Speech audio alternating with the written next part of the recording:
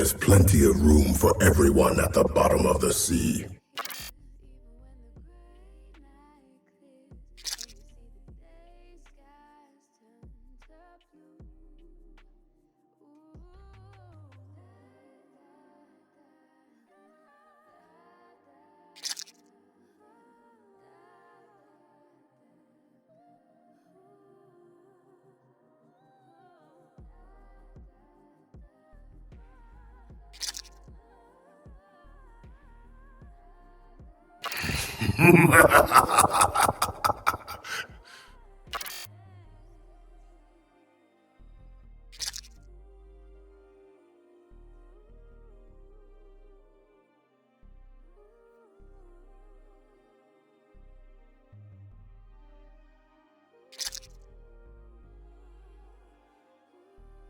You've gone too deep.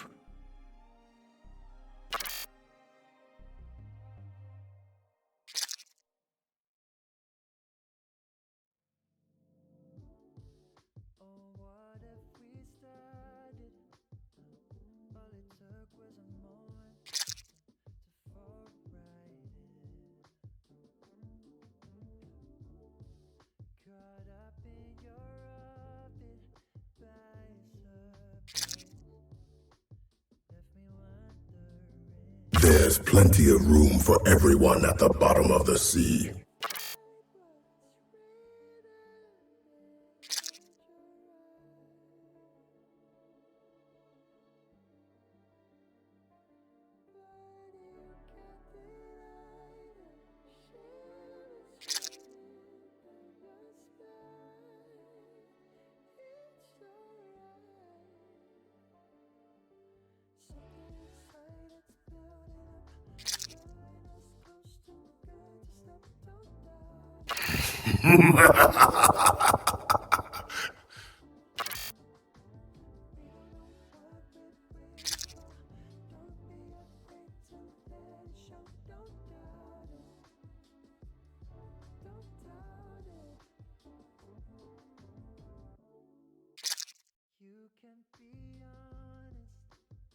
You've gone too deep.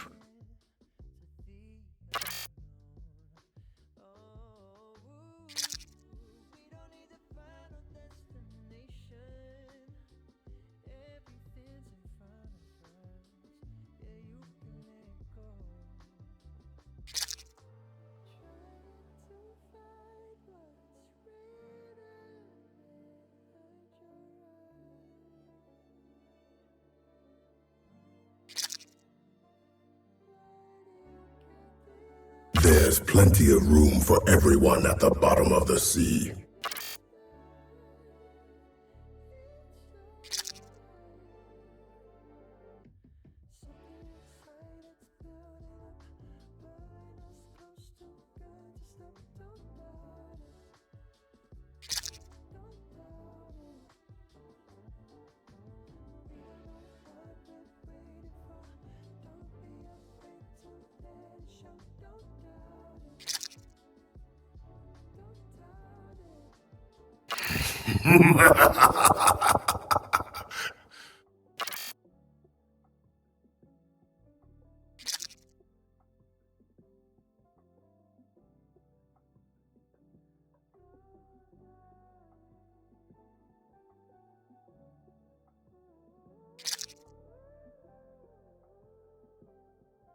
You've gone too deep.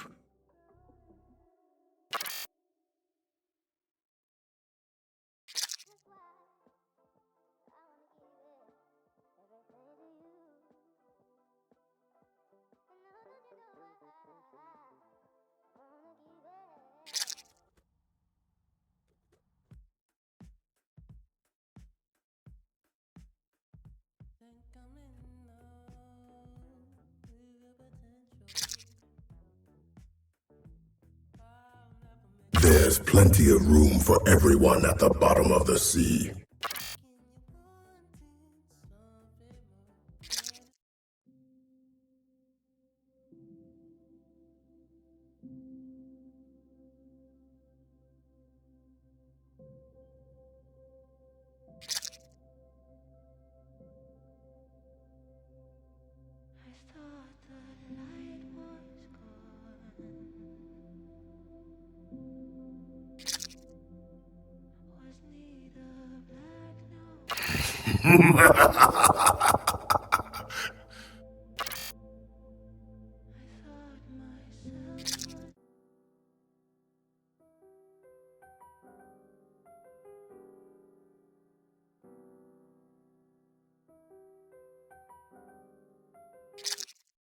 Baby girl,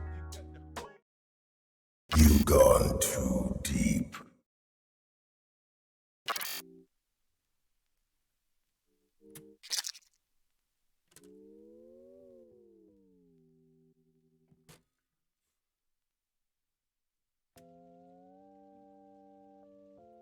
What's up, everyone, and welcome back to the Odyssey 2023 Season 1.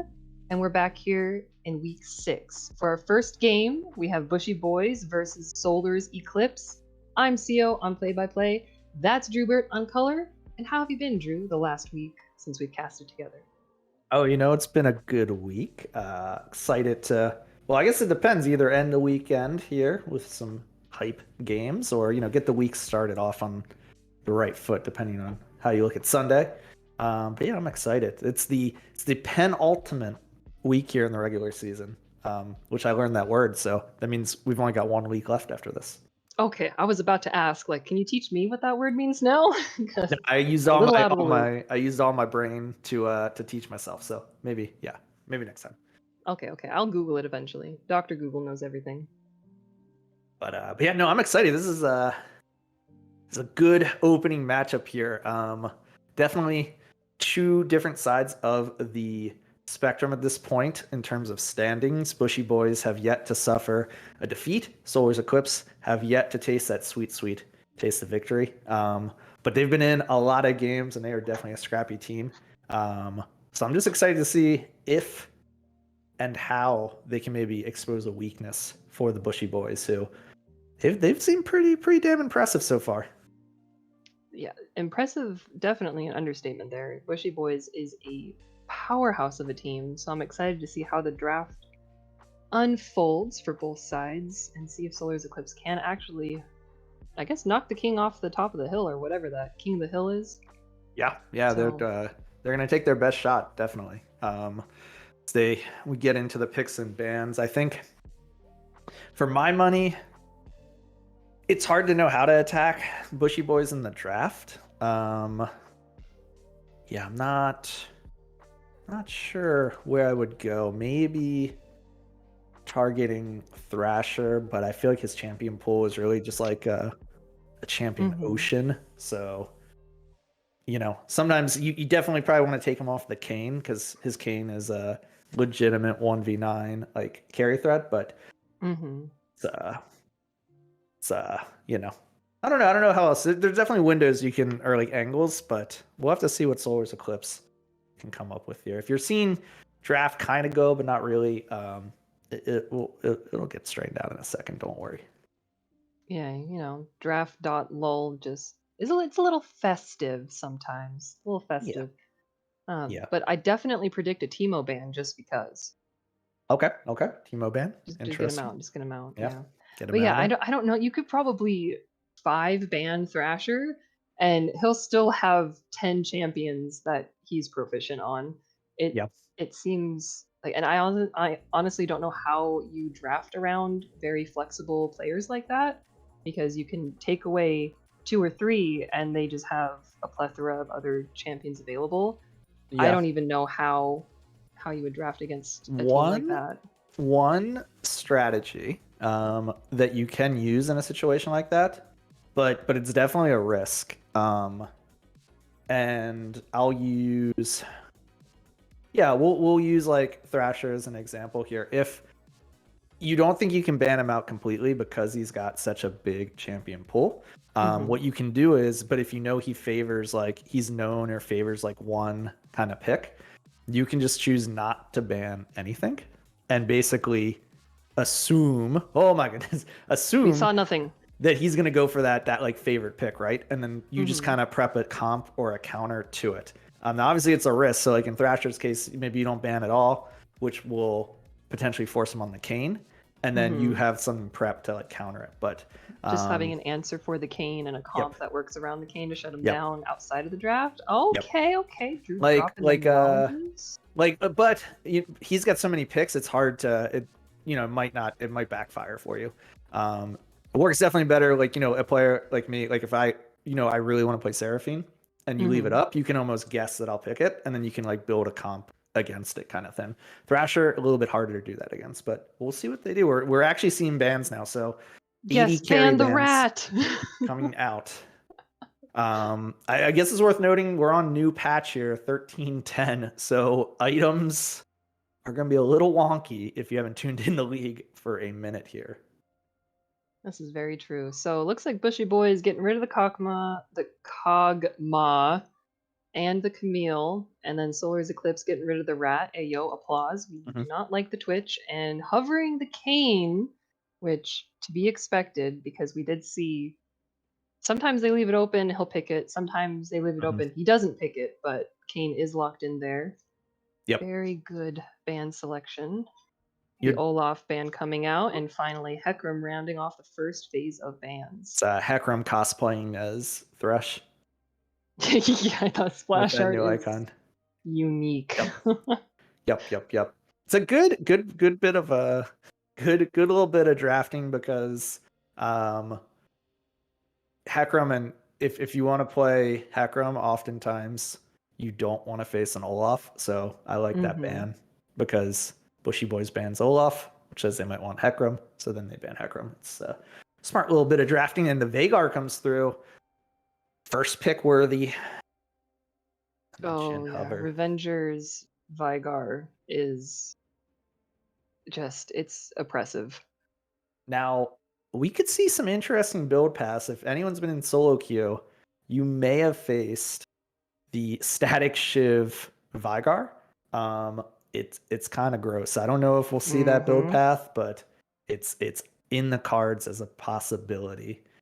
A Jhin and a Scion coming through, so you got a little bit of frontline.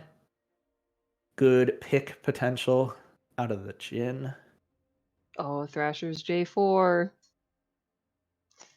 Oh, I've been on both ends of that champion, that pick from Thrasher, and it feels good if he's on your team. It does not feel that great if he's on the enemy team. It's a good, I kind of like the synergy with the Veigar. You can get Cage plus Cage made of rocks. So it's it's a good little combo there. You can definitely control like an area for quite a long time with those two picks. Mordekaiser just looking to be a presumably absolute monster in the top lane. Just wants to 1v1 whoever comes up there. Big, they got frontline on the side of Solar's Eclipse with the Trundle. So they've got the Trundle, they've got the Scion. The Jhin is a good pick potential, so we got to see. They got to find some damage, I think, in their comp. Yeah, I was just thinking that they need a little bit more, more than coming out from the Jhin. But looks like trying to take away the Varus and the Morgana. Solar's Eclipse getting rid of the Anivia. Interesting ban. Maybe they expect the Veigar to be a flex pick between mid and support. Yeah. And then Bushy Boys taking away. Oh, please take away the Ashe. With the new items, Ashe, I don't know the technicalities, but I know it's annoying. Yes. Annoying to say the least. The Staxis! That's going to be so much, though. So much beef. Nasus gives you an interesting... that would be a lot of beef, but you could make it work. A Nasus pick, they go back to it and they lock it in. That definitely gives you a little bit of late game insurance. Is that with the stacks. Scion mid, you think? Scion support? We're going to have to see their last pick. Yeah. Oh, we love the Rel. We love the Rel pick. Pyro performing on the Rel has been a pleasure to watch on these streams and these games. It's a lot more standard of a draft from Bushy Boys. Kaisa, definitely one of those champions who is liking the item rework. I believe she's one who can have a lot of fun with the Rage Blade. That's a me classic, the Azir, but he's gonna possibly lock in the Zyra here. That may solve the damage problem a little bit, but maybe. I mean, looks like Bushy Boys definitely want to go forward. Zyra's really Yep. good at anti-forward, so I mean, it's a pretty good pick there. Zyra's nice in a couple ways. She can drop the ultimate, which basically will cover the width of, like the width and then some of the J4 alt. It can cover the width of like the Veigar cage, so she can kind of counter those zone controls with zone control of her own. So that's kind of nice. I do think she'll need to build. I do think she'll need to build heavy on damage. Like Mia's gonna have to build her probably Leandries or some kind of damage build because the Jhin, well, he has some burst potential, not known for like that consistent DPS. Mm-hmm. Mesa, I favor the Bushy Boys comp, but I think Solar's Eclipses, their draft can be very frustrating to play against. Like the Veigar doesn't have, when you think about who's going to be in the front line, it eventually will probably be the Nasus, the Trundle, and the Scion. So like the Veigar who just really wants to one shot and blow someone up, unless he's like crazy far ahead, he's not going to be able to do that to those three champions. So it could definitely be frustrating for Bushy Boys to play into Solar's Eclipse.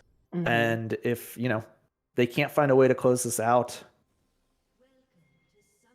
early, it's almost going to come down to a coin flip between who stacks more, the Veigar or the Nasus. The Nasus or the mini Nasus? Yeah, the Nasus or the mini Nasus, yeah.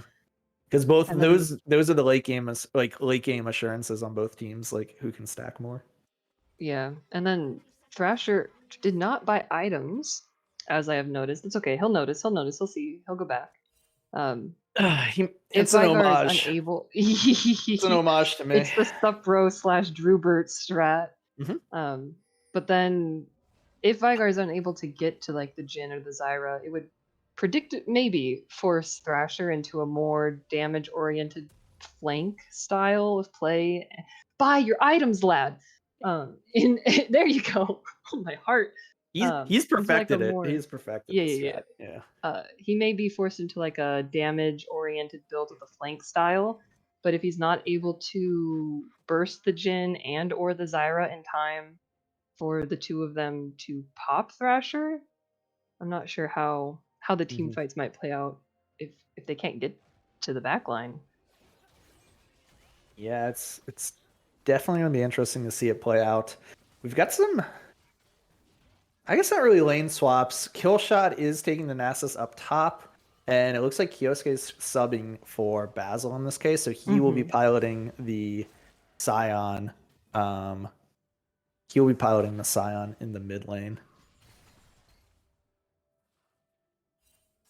Oh my goodness. Of course it would happen. Pyro flashing on to Solar with Thrasher's very wonderful level 2 gank. Does get Solar's flash out. That's going to be a return gank for sure. But it was very good vision. They did predict Thrasher's level 2. So thankfully they survived, because I know what that feels like. It's terrible to be back in Fountain that quick in lane.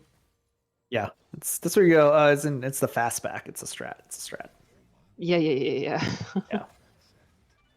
So nothing too crazy. Actually, a lot of people who like the stack. We've got the Scion stacks, the Veigar stacks, Nasus is stacking all over the place. If Zyra had Dark Harvest, I'm sure she'd be stacking, but she went for the Comet. Kai'Sa's mini stacking with passive. Does Mordekaiser have anything that would stack? I don't know if his W technically counts. Just bodies. He's murdering people, yeah. Stacking bodies. Nice little combo. See, if they weren't a Scion, that would hurt even more, so. I mean, it looks like it's hurting a lot. It is. No, that still looks like it's a painful experience. Oh, really good trades coming out. Good poke. Oh, I'm surprised Directed Cam hasn't been stuck on top lane like it usually is. We just see the two buff guys wailing on each other, but both Yeah. junglers are aiming to the top side. Dragon Lizard is there first. Thrasher's still clearing his jungle. Cirque is in a small bit of The over pillar. push. Will get pillared, has to blow his flash to create a little space. Thrasher's there at the scuttle.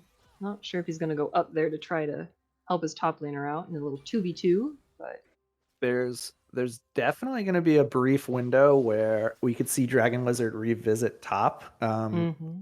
Typically, you don't want to gank Mord when he has his ult available because he turns it into a 1v1 even when you gank. But he doesn't have flash now, so there's like a very small window between now and when he hits 6 that he's super vulnerable to a repeat gank.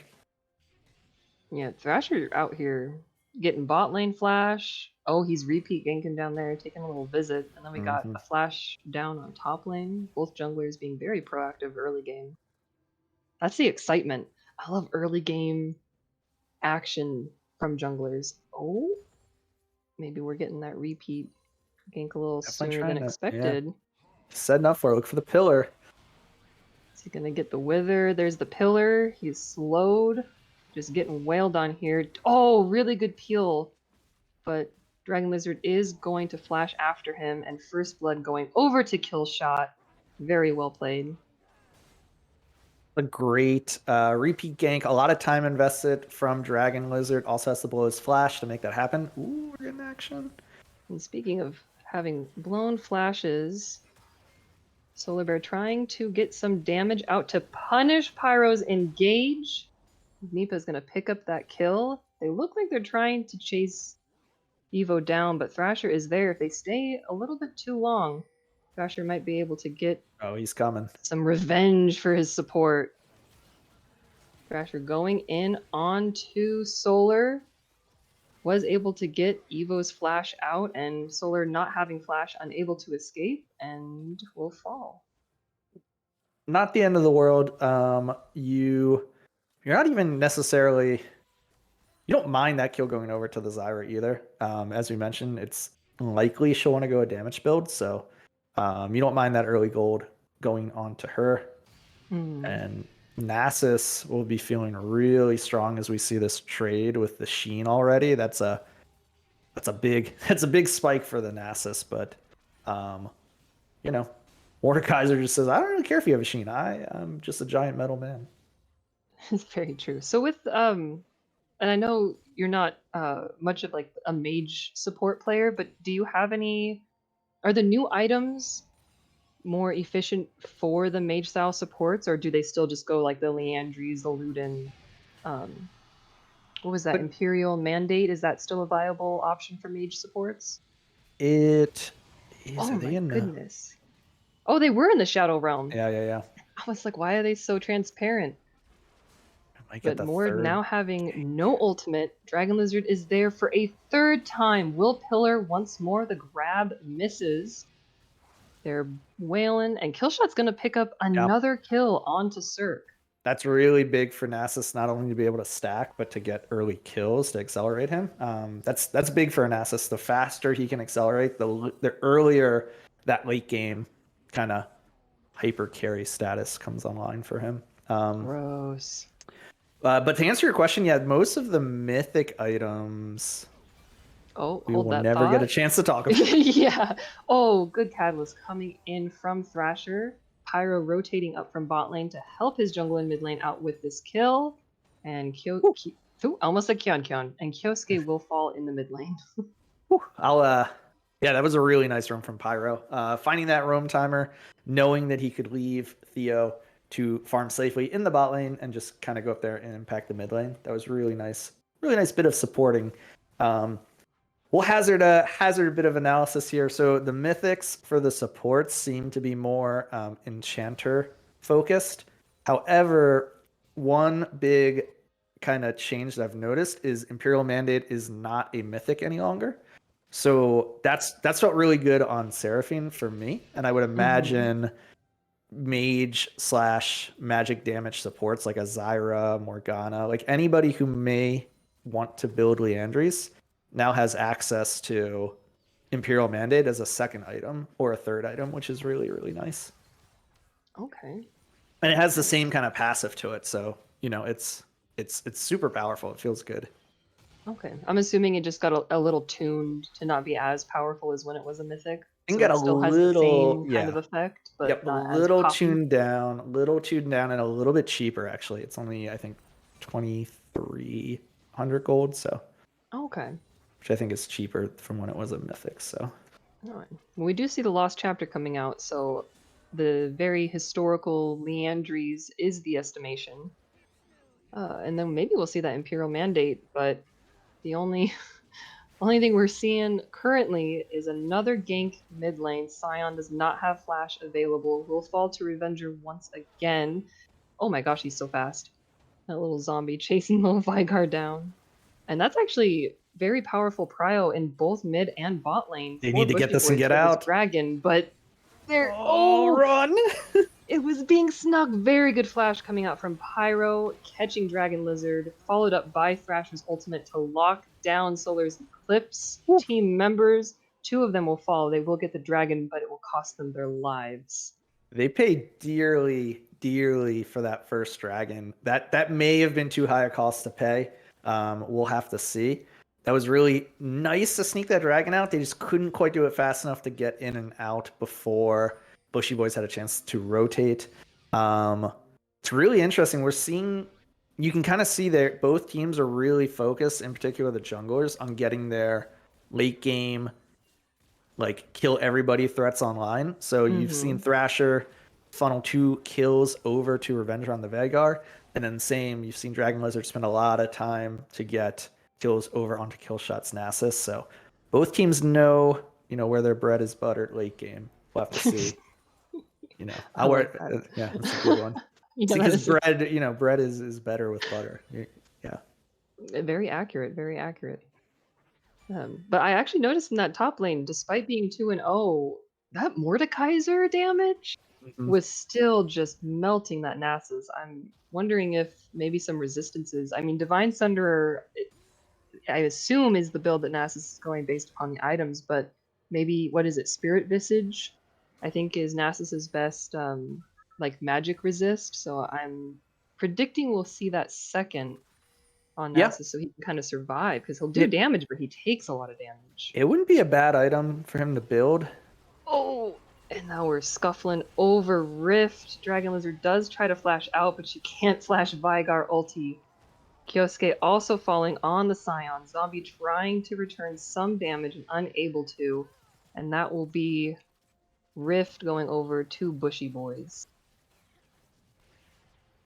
Yeah, nice fight outside the Herald Pit there. The cross map is going to essentially be just the one plate on the bottom tower. So they got something back.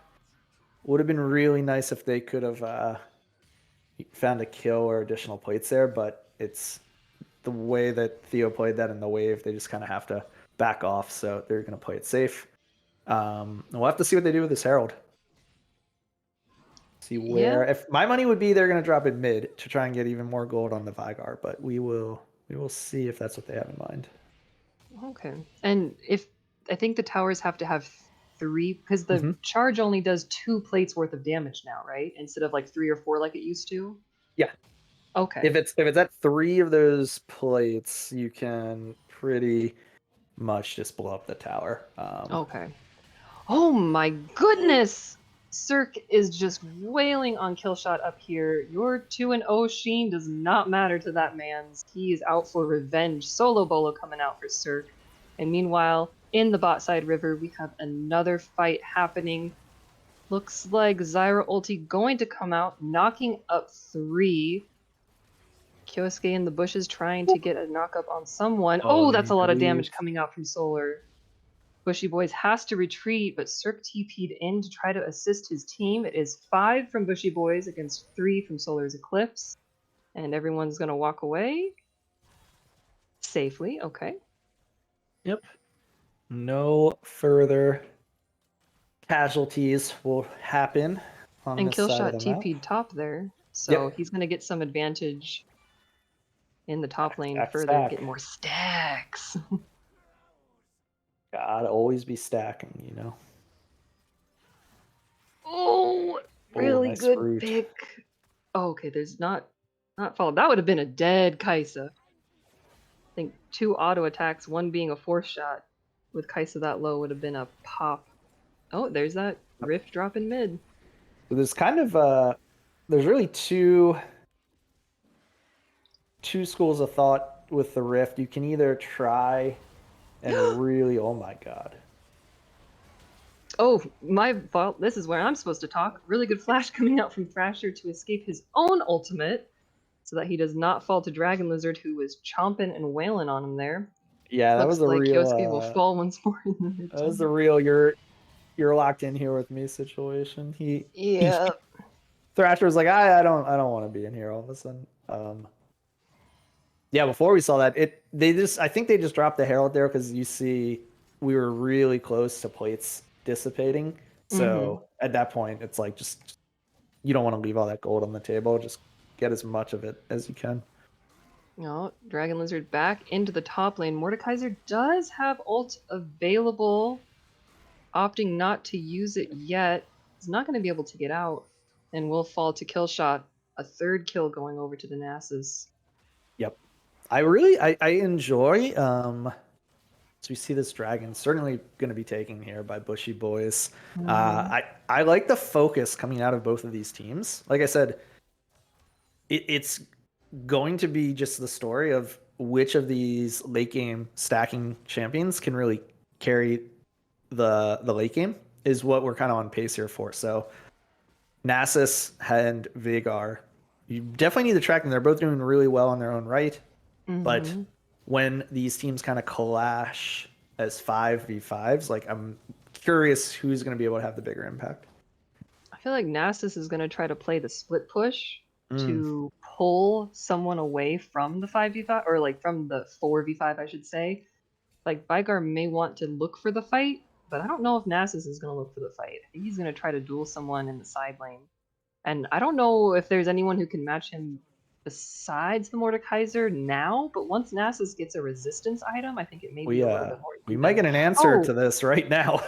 Nasus is running down mini Nasus, hitting him with the stacks. Oh, he stacked him like twice. Yep. The little tiny Veigar got popped. That's like a, what was it, 500 or 600 gold shutdown over 2 kill shot. No, that was really big for kill shot to collect. Good lane swap here. Both Bushy Boys, or excuse me, Cirque on Bushy Boys looking for that solo kill. Yeah, Kyosuke gonna flash out. He's okay. He's so we fine. saw right there. He's not fine. He can't walk it off. Okay, Thrasher does not have flash to get out of tower shots. He's gonna live with a smidge of HP. Too close for comfort. The unkillable Demon King Don't say that. Fight another day. We've talked about this. They're in the Death Realm, I'm pretty sure. Oh, that Mordekaiser W just gave him the thickest shield to let him win that duel against Dragon Lizard. It's interesting to me that right after that 1v1 they send Revenger back up to match the Nasus. Pretty clear that in the 1v1 the Nasus has the edge, but what about the 1v2? Oh, yeah. Well, Thrasher still doesn't have flash available, does have the ultimate. Oh, one more stack from Nasus, and Revenger is going to pop. Really good Zanya's coming out, trying to negate that, but there's no place to run. He doesn't have flash available. And they'll get second Rift. Herald, I think, yeah. Oh, but Bushy Boys is looking to contest this. It is only 3 members of Bushy Boys there. All the quote-unquote damaged characters, though, are in the bot lane for Solar's Eclipse, so they may have to give this up. No ultimate on Nasus, so he's not quite as scary. I mean, I would still be scared of those stacks. Yeah, like fair, 2 Qs and just gone. But it looks like Bushy Boys does concede the Rift over to Solar's Eclipse as we slow it down This is just briefly. And now we're back up to speed. This is just for a cool effect. Yeah. Let's see if we got any. So, as far as new items are concerned, Storm Razor got reworked. Oh, I hate that feeling. That's why Just that's people smacking your tower right yeah. in your face like that. It feels awful. And then they just run at you and start smacking you too. Very good flash coming up by Cirque, followed by Dragon Lizard's flash.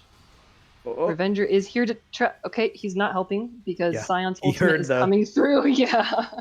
The Kong of Doom. You hear that? You skedaddle. He's like running over, like, I got you. And then you hear that Scion. He's like, oh, actually, I forgot. I left the oven on, or actually, I gotta go back real quick. Running. Yeah. Actually, I'm out. Smart good move try, though, because I think if you got run over by that Scion, that would have been pretty painful for the Vagar. Definitely dishing out the damage, but you can see he doesn't really have anything the way of health or resistance is really built up yet. The true definition of a glass cannon. Mm-hmm. We might get round 3, Nasus versus Vygar here. Actually, no. Vygar said after enough of this, I'm bringing a couple of my friends. I'm bringing a few of my friends this time. All right, we got Thrasher. We got Pyro. They're CCing the absolute crud out of Killshot, and he will finally fall. Good job, Revenger. You got him that time. that shows adaptation, because if the 1v1 doesn't work and the 2v1 doesn't work, you just bring everyone and you murder the Nasus. That's how you got to play this. Well, in the meantime, it looked like Solar's Eclipse were really trying to sneak another dragon, but Pyro is there to punish. Flash ultimate coming in, locking down multiple of Solar's Eclipse. Thrasher ulting Solar himself, but he flashes out of the Catalyst, is able to space, trying to DPS and fight with his team. They're chasing Nasus coming in. Thrasher down, but Nasus is going to TP. The Kaisa! Wither the Kaisa! Oh, withering the Kaisa, the ADC, the prime target. Theo has to flash, but is gonna get stacked anyway. And Nasus, being Nasus, is going to attempt to walk away, but the cage is holding everybody hostage under the tower. Solar is the one to fall. And it looks like... Oh, he's in the Shadow Realm. Killshot in the Shadow Realm. Unable to escape, is going to get popped. Oh, but he's CC'd. Cirque wasn't able to finish off the kill. Thrasher was there to assist his top laner to finally get Killshot. And the remaining of both teams will walk away, lick their wounds, go do your thing. That was exciting. This is an exciting game. You would not, if you just tuned into this, you haven't been watching the season, I don't think you would necessarily know that these teams are on opposite ends of the standings right now. I am loving these cross map calls out of Solar's Eclipse, knowing when they can go for these dragons, really to try and accelerate the pace of this, stack those dragons up. However, Bushy Boys have done a great job responding. They have lost 2 dragons on the cross map, but they have made Solar's Eclipse pay every single one they take, with multiple deaths going back over to Bushy Boys. Mm-hmm. Which is 2 very, what's the word I'm looking for? Strong, proficient, macro-oriented teams going against each other is always a pleasure to witness. Yep. No, that was certainly, like, knowing... You can almost see how they set that up, sending the Nasus to the top side there, and just knowing, okay, we already know that he can 2v1, so they're going to have to commit at least 3, if not more, to take him down. So, like, you can almost hear the comms there where they're like, you keep pushing, draw their attention, and we'll get Dragon for free. Mm-hmm. So it was absolutely like a really good macro play. It's just Bushy Boys was so quick on the response to get over there and punish. So, oh, really good catch coming out by Revenger. Oh, and another very good pick coming out from Thrasher there. Double kill going over to Revenger. He is out for blood. That may be Baron, actually. They can threaten it. They can threaten it. Dragon Lizard has stolen these before, but he is soaking mid wave right now. Nasus is going to split, so if anything, it would be a steal angle. It looks like they're just going to trade for mid tower. Does Trundle's chomp, is it similar to like Nunu's chomp, where it's kind of like an execute, like he can use that to try to steal, or is it not the same? I mean, he can chomp, right? Like he can bite the thing, but it doesn't Mhm. do. It's It's not like Nunu where Nunu, yeah. Cho'Gath. Okay. Yeah. It's more just like it's a thing he can do, but it's not, you wouldn't use it for that. Okay. Steals AD. Oh, okay. Mhm. Thank you. But honestly, very smart. Like I always say, it's better to be alive to defend against Baron than to die trying to steal it if it's just really not applicable. So very wise decision by Dragon Lizard to just let it go, recoup with his team, and try to regain their macro pressure. Sending Nasus to the bot lane, does have TP available. Let's see, there's TP available on Revenger, but it looks like Mordekaiser the Cirque is going to actually go down to try to match the Nasus here. Yep. I think that's the better call if you're going to send one person. It probably should be the Mordekaiser to match the Nasus. They're in an okay spot. I mean, they have the waves relatively pushed, so they're not an immediate threat from this Baron. And this is interesting. They're actually charging down the mid lane. They're in a very risky position here. If they can peel out, J4 this is and okay. Rel? Okay, if they run upwards. Okay, Be okay. so careful. The move there was actually draw Bushy Boys off of that dragon pit. That's like another really good little bit of macro. If you don't think you can like blind check into the team that's setting up for an objective, just crazy push a lane and see if you can draw them off of it. So that was what they were definitely just trying to get them off of the setup for dragon. But we might get a fight here. Little split blast cone forces Pyro into a very awkward position here. He's taking a lot of damage, has to flash out, but Dragon Lizard is not letting him out for free. Flashes to get the final hit while the rest of both teams are fighting. Theo is putting out a ton of damage and spacing the best he can. Has to use his ultimate for a little shield. Solar is going to ult to try to slow down Thrasher so his team can finish them off. The Scion knockup does come through, and Solar will pick up that kill on Thrasher, and that is Dragon for Solar's Eclipse. They're going to push it to Soul Point here with their third dragon. Really good bit of team fighting. That was kind of my concern for the Bushy Boys team comp. So much of like the damage is in the burst potential from the Vygar, and he just can't burst down like a 25-minute Trundle, Nasus, or Scion. Like it's just not really an option. And Vygar doesn't have like a gap closer, an easy way to get to Zyra or Jhin. So that's like ideal. That's honestly how Solar's Eclipse wants the team fights to play out. The X factor is, can Thrasher get access to the back line? Because he can absolutely blow up the Zyra or the Jhin. And we haven't really seen this Kai'Sa come fully online. She does have Rageblade completed, which new Rageblade is super busted. And Kai'Sa loves it. So eventually Kai'Sa can chew through these tanks, but until, I want to say she's going to need like Lord Doms to really do it. So until we see that item come through, I think Solar's Eclipse is sitting in a really nice spot, at least in the 5v5. Agreed. And Ginsu's is a mythic now. Yes. Yep. Okay. I think when I was hovering over items, it just says unique. I'm like, but unique what? Speaking of unique situations, we have another little bit of a scrim. It's a 3v2 at the moment, favoring Bushy Boys. Holy cow! Between Trundle and Mordekaiser, they just can't seem to kill each other. But Dragon Lizard will finally fall. Theo able to ult into DPS, taking down Killshot. Mipa's trying to escape that very squishy Zyra, putting down as much damage as possible, but will fall to Revenger. And Bushy Boys is able to get a lot of pressure on the map, having the number advantage now. Yep, that was a good fight. More chaotic, less structured team fight. People kind of, like you said, it started out as just a skirmish and kind of gradually scaled up from there. That's more what Bushy Boys is looking for at this stage in the game. A lot of knockup. The Scion is has Jack Show and has tanky items, but is so squishy compared to all of the bursts that Bushy Boys is putting out. See, and that's why skirmish is much better for Bushy Boys, because they can blow up. Like, they've got the damage to do that to one of those tanks, but like the prospect of doing that to, like, you saw they had to burn everything really, like full rotations to take down Scion, and in a 5v5, then you're like, well, what do we do to this Trundle and this Nasus?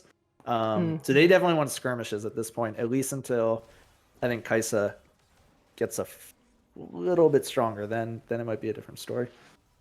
Yeah, looks like Bushy Boy's opting for a reset here, while Solar's Eclipse is getting a lot of vision control around this Baron that is spawning in 20 seconds-ish. So looks like Solar's Eclipse will have the tempo there first and the vision control first, but Bushy Boys is off of a back. They do have priority in the bot lane with Cirque pushing up. Looks like it will be a 4v4 situation. Scion's going into the bot lane to try to match the Mordekaiser here instead of the Nasus. Yeah, this is precarious. You obviously don't want Bushy Boys to get this Baron. Oh, but they're Solar's Eclipse. Oh, it looks like they are trying to force a play to secure their Baron. Thrasher going to ult forward. Killshot dodging with flash. The Rel engage is able to walk away. If you don't have the position or the tools to fight this Baron, I think you have to give it and just like, oh god, just stop watching. Go back to the Baron. We don't need to see this. Yeah, you don't. It's so hard to call it off, but if you can't get in there reliably, just give the Baron, and then like your game-winning fight is going to come for this soul. So you don't want to full send it into like a suboptimal fight here, only to then lose Baron and lose soul. Very true, very true. But how do you defend against the Baron from this position as well? Yeah, I mean, they did it once before. All the lanes. True. The wave clear aspect makes me a little nervous. Like the anti-siege from Solar's Eclipse makes me a little nervous. But Bushy Boys is going to get the Baron uncontested here.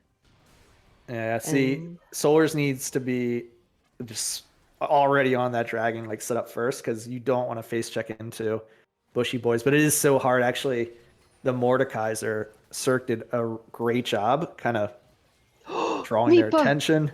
See a flash? Oh, he doesn't have flash. He used it in the last little scrim at the bottom side of the blue side jungle, red side jungle. Pardon me.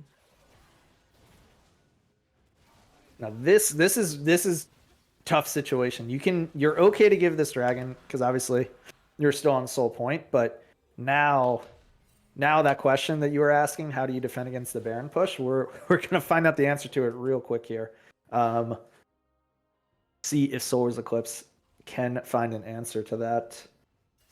I mean, Zyra has really good wave clear. Does have Leandry's and Imperial Mandate complete. The wave clear is very good from that champion. There's a lot of push coming from Nasus. Scion has decent wave clear to push the opposite side lane. Yeah, no, it's a really that Imperial Mandate change is big for damage supports. That it takes them a little bit longer to get going because they need to invest in that higher cost mythic. Whereas like support mythics are normally cheap, but sorry, anytime Mipa and Thrasher get too close together, I flinch. Because Thrasher's not shy. If there's a squishy even remotely in range flag and drag, he goes. Yeah. Well, he's got 8 kills, so yeah. That'll we got Dragon Lizard behind enemy lines here. Oh, okay. Looking like he's coming up for a flank while the 1v1 in the top lane happens. That's so much damage onto Mipa just from the Kai'Sa W there. There could be a TP angle, but it looks like they're just gonna opt to back. Kierska's gonna back and then just join his team in the base. Oh, meanwhile, Bushy Boys is joining their top laner. The flippin' Mordekaiser W, man! I'm telling you, it's insane. It just pulls him out of so many sticky situations.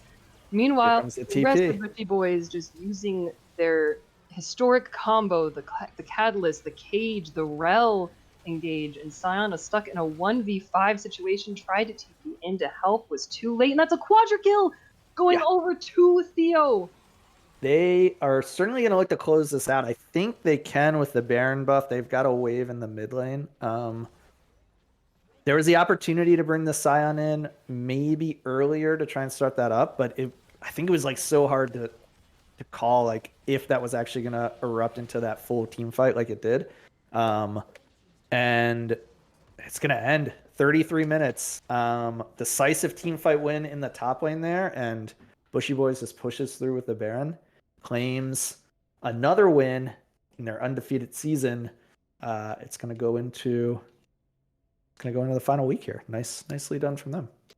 Very nicely done. Good game, hype game. Yeah, no, the macro out of Solar's Eclipse, you could not convince me that was a team that hasn't collected wins yet. The macro was really, really good. I loved a lot of the calls they made.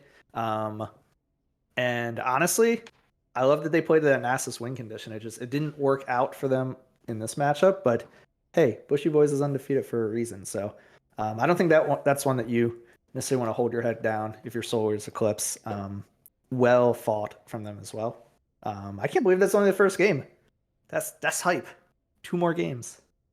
I'm so excited. All right, we'll see you back for the game number 2 after a brief intermission.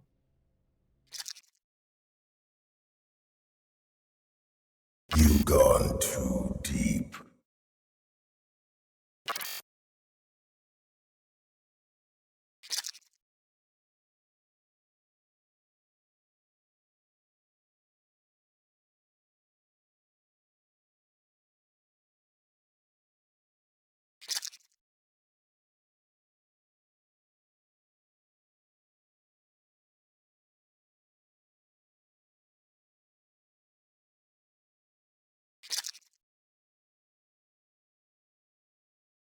There's plenty of room for everyone at the bottom of the sea.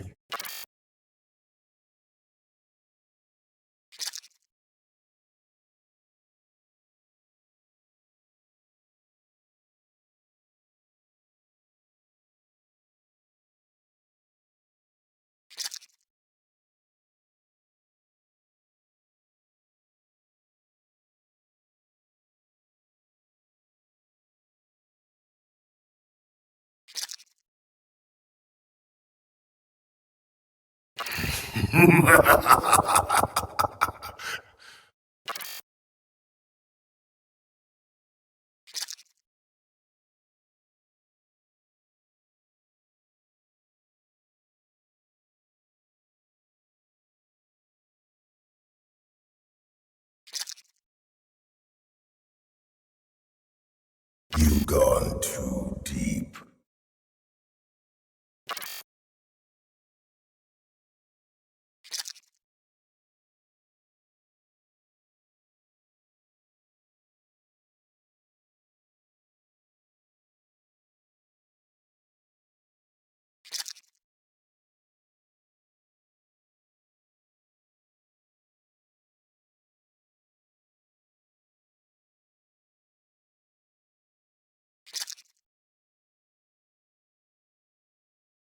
There's plenty of room for everyone at the bottom of the sea.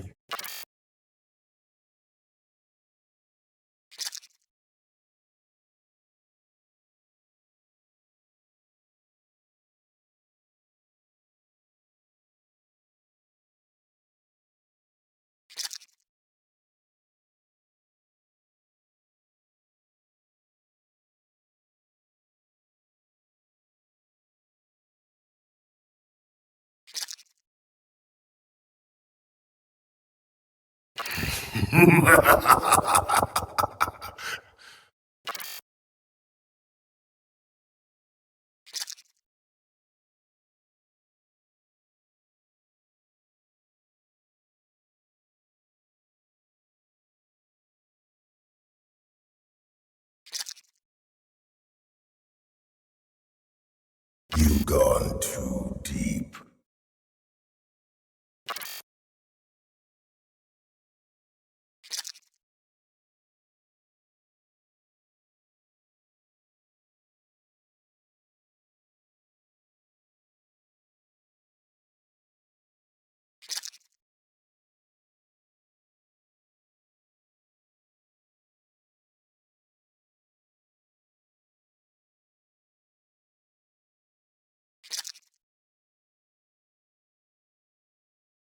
There's plenty of room for everyone at the bottom of the sea.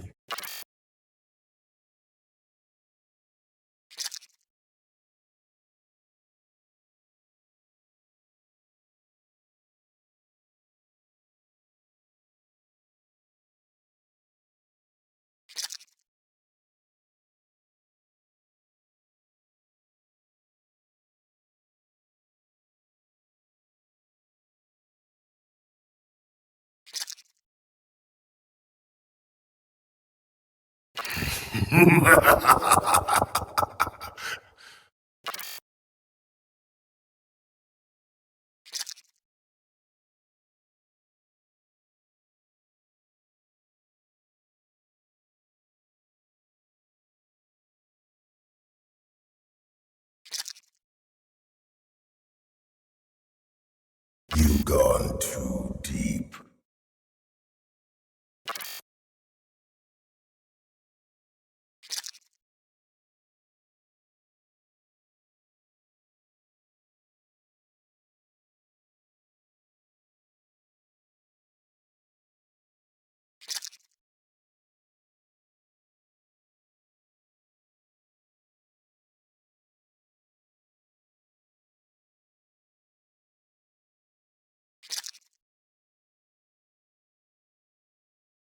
There's plenty of room for everyone at the bottom of the sea.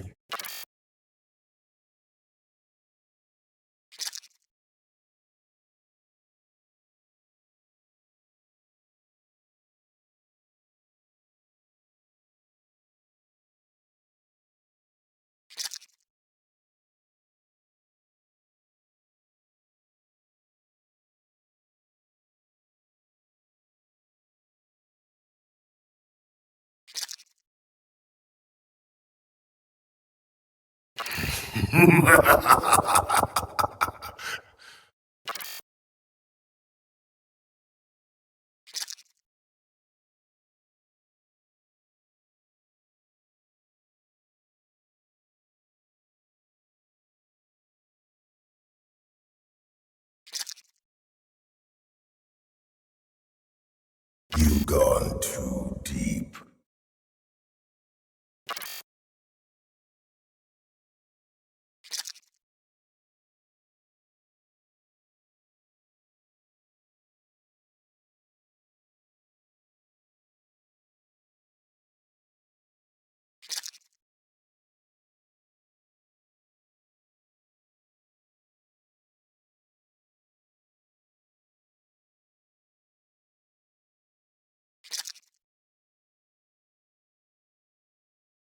There's plenty of room for everyone at the bottom of the sea.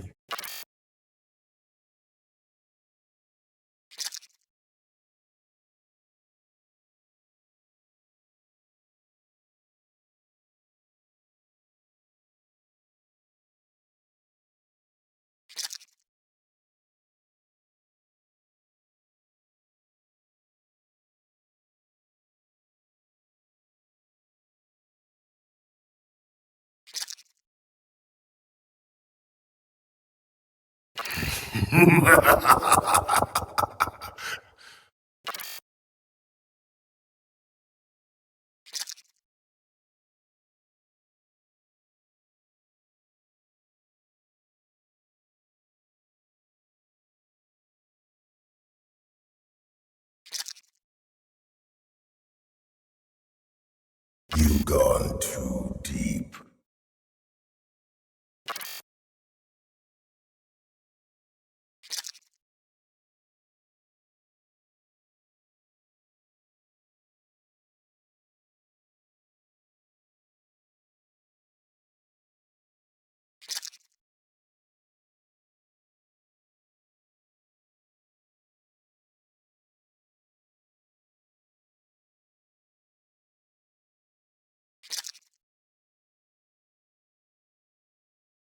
There's plenty of room for everyone at the bottom of the sea.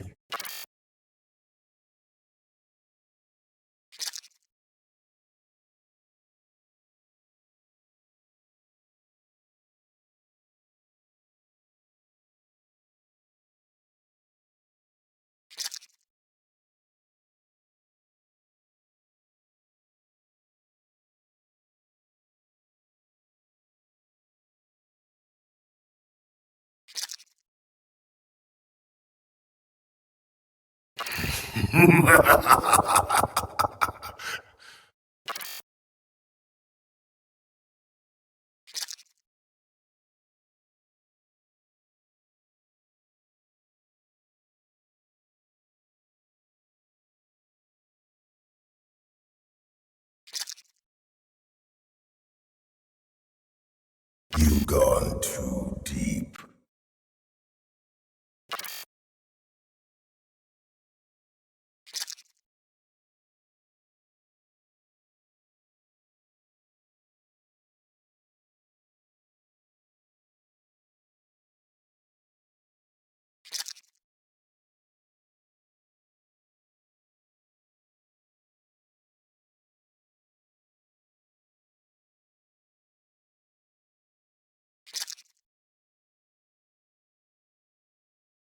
There's plenty of room for everyone at the bottom of the sea.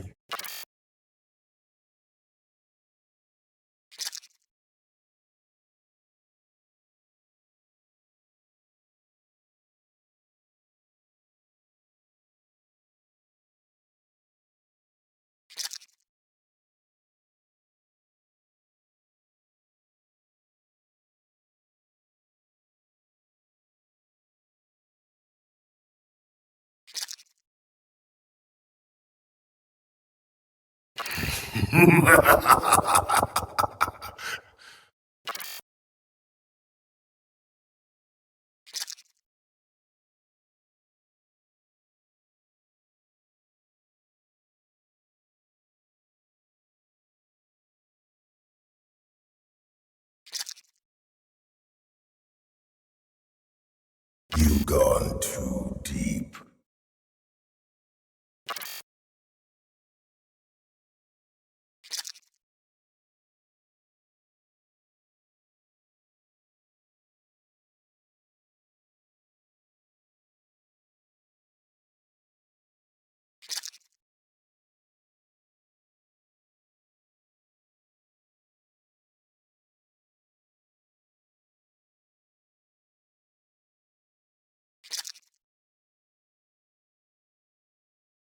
There's plenty of room for everyone at the bottom of the sea.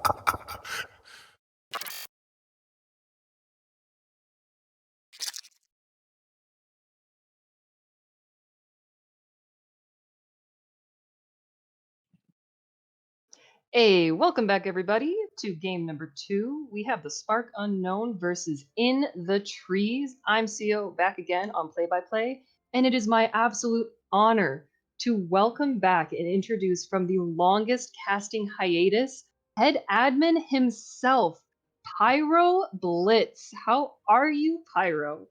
I'm doing all right. Hello, everyone. I hope everyone's having a fantastic Sunday afternoon and evening, depending on where you're at. And today, we're happy to introduce from Odyssey Esports, Spark versus In the Trees. Woo! So, do you have any sort of predictions for these bands that we're going to see from either side? Anything on the draft? I mean, it's kind of difficult, especially for the Spark Unknown, as we get going into the pick and ban phase, because they have such flexibility in their lanes. Against In the Trees, of course, our favorite top laner, sorry, Exodus, Ajuka, is just going to get hard focused all the time.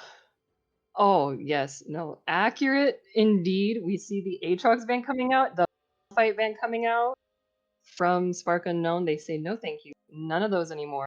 We see an Ezreal and a Yone banned from In the Trees. Gonna round out the final bans from Spark, hovering the Melio, switching over. Both targets for Drubert has been doing very well on both Melio and Seraphine. And And of finally, the course, Seraphine is locked in. his favorite, his long-term love, Seraphine, is banned away from him. Yes, and it looks like I'm trying to think of who the Yone is for, but I know the Ezreal and the Fiora both Yone would sub-pro be targets. no, Yomi would be Kishmak, yeah. Thank you. Kishmak, yeah. Ezreal was towards Supbro. That was Kishmak. Fiora, I'm assuming, is towards Setnu. Oh, I didn't know Setnu played Fiora. Well, unless it's unless they're banning Supbro at top and at ADC. I mean, how do you It's know where they're possible. gonna go? They No, switch that's fair. That's around fair. That's fair. so much. It looks like Spark Unknown locking in the Morgana that actually made it through the ban phase. Yep, Very Logros. surprising. That's Logros's bread and butter right there. Yeah, I'm really excited to see the Morgana. We haven't been able. I think it's been banned almost every game thus It has far. been. Logros is a very, very popular Logros pick. He's very proficient at it, likes to be very annoying on it. Looks like we've got Ornn for Setnu. I'm sorry, not Setnu. That's a wrong team. My apologies. That would probably be for a Juka. A Juka on the Ornn? All right, That's right. He played it last week. on a tank again. And then it looks like, oh, that's right. It's no longer Forwick, but instead we have. Oh, that's right. Kaiduck went into jungle, and now Mort Dog is the AD carry for in the trees. So that's Jinx locked in again the second week for Mort Dog on the ADC role. All right.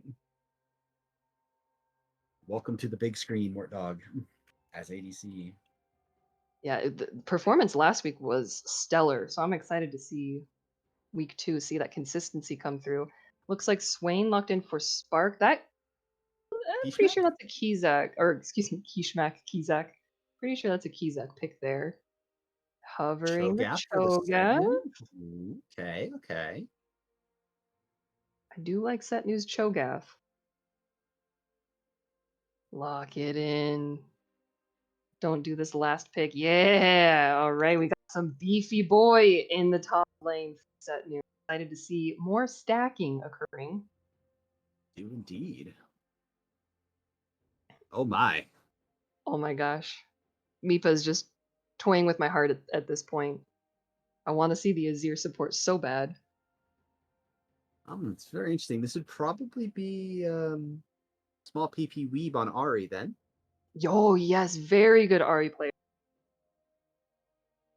And we always love seeing Ari in the tournaments. Okay, Kog'Maw ban. ban. Very Yeah, common. very good ban. Very good ban. Cockroach, get him out. Lulu. All right. They don't want to see Drewbird on any of those enchanters, apparently. I mean, you can't ban them all. You can't ban them all. Drewbird is one of those players who you can ban him out 5 times and he'll still have plenty of champions that he can play. But they're really targeting, they're really trying to get away from the scaling. The Rageblade scaling ADCs into Jinx, I think, are very good right now. So take them out, get them away. Zona, Soraka. Look at all these enchanters. They're like, which ones do Drewbird play? And I mean, I could Soraka. see like a Janna, Karma. Let me think. What else? Honestly, Thresh. Maybe a Thresh with the Jinx. Ooh. Oh, they hovered the Melio, but they didn't quite get the ban, so it's hovered, and it will be locked in. Drewbird on the Melio. The Right now, flamingos. Getting to that Jinx is going to be interesting so far. Spark definitely has a very we want to run at you team so far. Looking to get a Cash and a Morgana Q or a Swain or a Cho'Gath. Jhin would not be surprising for Supbro. I wonder if they'll have the damage, like the Jinx passive and range with Melio versus the Jhin single target. Not a lot of overtime damage. So the biggest problem which I see right now for in the trees is that they don't really have a lot of catch. The only real catch they have is Ari's Q. that fixes that. Zach definitely There we go. There we go. definitely helped there. It'll be really interesting because the question is mostly going to be if that Jinx can stay safe, since she's pretty much the only DPS threat in the trees. Where on Spark's side you have Gian, you've got Swain, that are both going to be giving out DPS quite a bit. The Vi's going to basically just be looking for Jinx. Like I would expect Kiko on that Vi, which he plays very proficiently, to just hard focus Jinx. It's going to be like, okay, guys, your job, Jin, Cho, Swain, Morgana's, rest of them. Jinx, she is mine. Let's see. And then plus Vi with a Morgana shield, Swain with a Morgana shield. Yep. Oh man, that's a lot of, you can't charm us, but if Small Weave is able to kind of wait out the shield and then use the charm on a critical target, I can see it having a lot of value. But if Logros holds for the charm, it's just they won't be able to get that pick, since charm, like you said, is really the only catch that they have. As we zoom out into space to make sure we see every player in the game and the frog on the wall. Oh, they're looking. Oh, really good ward. Really good By ward Mordog, by though. yeah, that's impressive. Oh, okay. Everyone's popping their wards. I like it. Cho'Gath going on a little adventure to the bush. Seems like a pretty typical smooth. No, I'm Talia. The Small Weave. But it looks like a very calm level 1. I'm really waiting to see like one of those really bloody invades where they get 3 kills on one side, or just a lot of trades back and forth. I'm sure we'll have one eventually. See, the name is Ari, so I'm just gonna say Ari all game. That's facts. Those are facts. Yep, facts. Straight up. I know, it's so nice being able to see Ari. I'm very curious how this bot lane's going to go. Melio generally likes to be able to move up and do a little bit of harassment, but that can be really dangerous against a Morgana. Yeah, the good thing is that the minions can save you against the Morgana Q, and once Morgana uses that minion... Ooh. Oh, an invade from Kiko, but there is a ward on that blue buff, so Kaiduk is very aware, might try to go deal the enemy blue buff in return while we get some trading in the mid lane. Looks like both bot lanes were able to hit level 2 at the same time, zoned out by the Morgana. So Kaiduk is not going straight for the blue. I wonder if he can with Zac. I don't know if Zac and Vi meet in the jungle, if it's safe for the Zac, but it's not safe for Cho'Gath. Oh my gosh, so the thing is that with the Ornn pushing as far forward as he is, there should have been the ability for him to rotate and support Zac into that jungle. The question would have mostly been if Ari would have followed him. True. And with Swain being in towards his tower a bit more, would have to move first. We'd have to sacrifice some lane pressure. Ari might be able to get the push in. But it would have been a pretty slow rotate, but a 3v3 nonetheless. I don't think he knew his blue.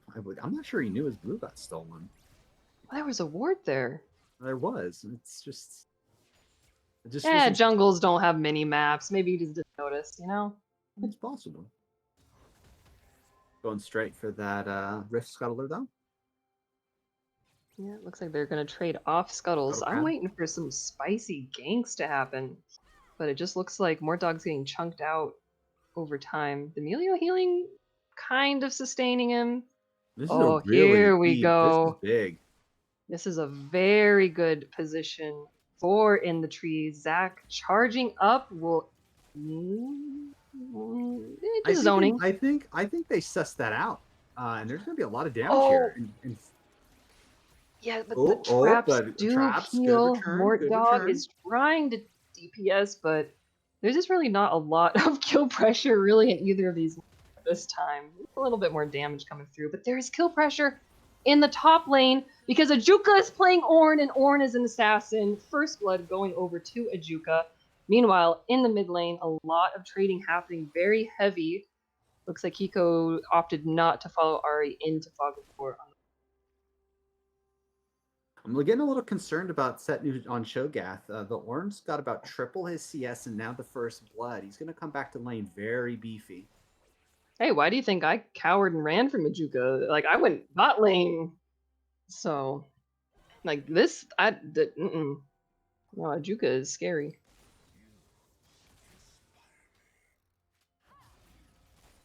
Oh, such good damage coming out. Why can't I do that kind of damage? I play Morgana and I land a W.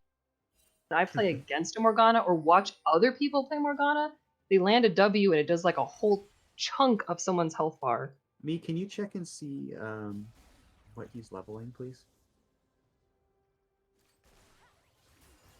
The Morgana, can you see what he's leveling? I'm wondering if he's doing a W max. You can see that? Oh, by clicking the portrait?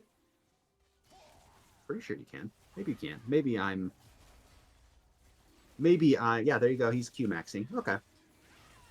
Oh, the little points. Okay. Learned something new about spectator mode. Okay, so I think Q-Max... Go ahead. Mm-hmm. Oh, no, go ahead. Yeah, with Q-Max, generally speaking, you're looking to... That's a kill lane pressure, whereas W-Max is more for harassment. Mm-hmm. Because Q will just chunk like crazy. And with the changes to the... a lot of damage coming on mid. With the changes to the AP items, that first component is quite a bit cheaper. Here we go. True. Oh, that's a lot of damage coming out. Very good gank coming out by Kaiduk. Is going to lose his passive to the tower, but it is not... Oh, they're not going to get the kill! And Setnu is going to be able to space enough to get the kill onto Ajuka as his corpse lays there cold and dead to the world, and Kaiduk is able to escape. Oh! So good thing about a tank when you're diving a tower is you can take a lot of hits. The bad thing about being a tank when you're diving a tower is tower damage scales. The more hits it hits you. Oh! It was Okay. beefy. Okay, whoa, motions. You broke the mini map. It is all lit up. We have no fog of war anymore. Everyone can see absolutely everything. Hey, there we go. Very well done by Setnu. He was able to space out and survive. Very well done. Got that that kill on Ajuka. But wow, we are seeing small PP Weeb, and his proficiency on Ahri is able to do a lot of damage, but the Swain ultimate will not allow the kill quick enough, and both mid laners will fall. Kiko picking up that kill on the Ahri, while Ahri picks up the kill onto Swain.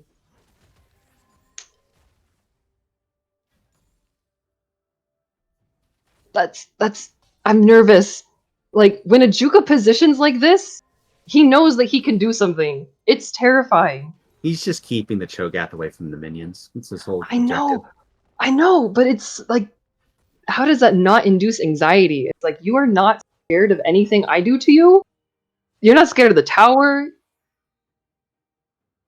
Oh, he has Bomby Cinders. Yeah. So all Setnu has to do is just walk up to him, and then he would take some tower shots.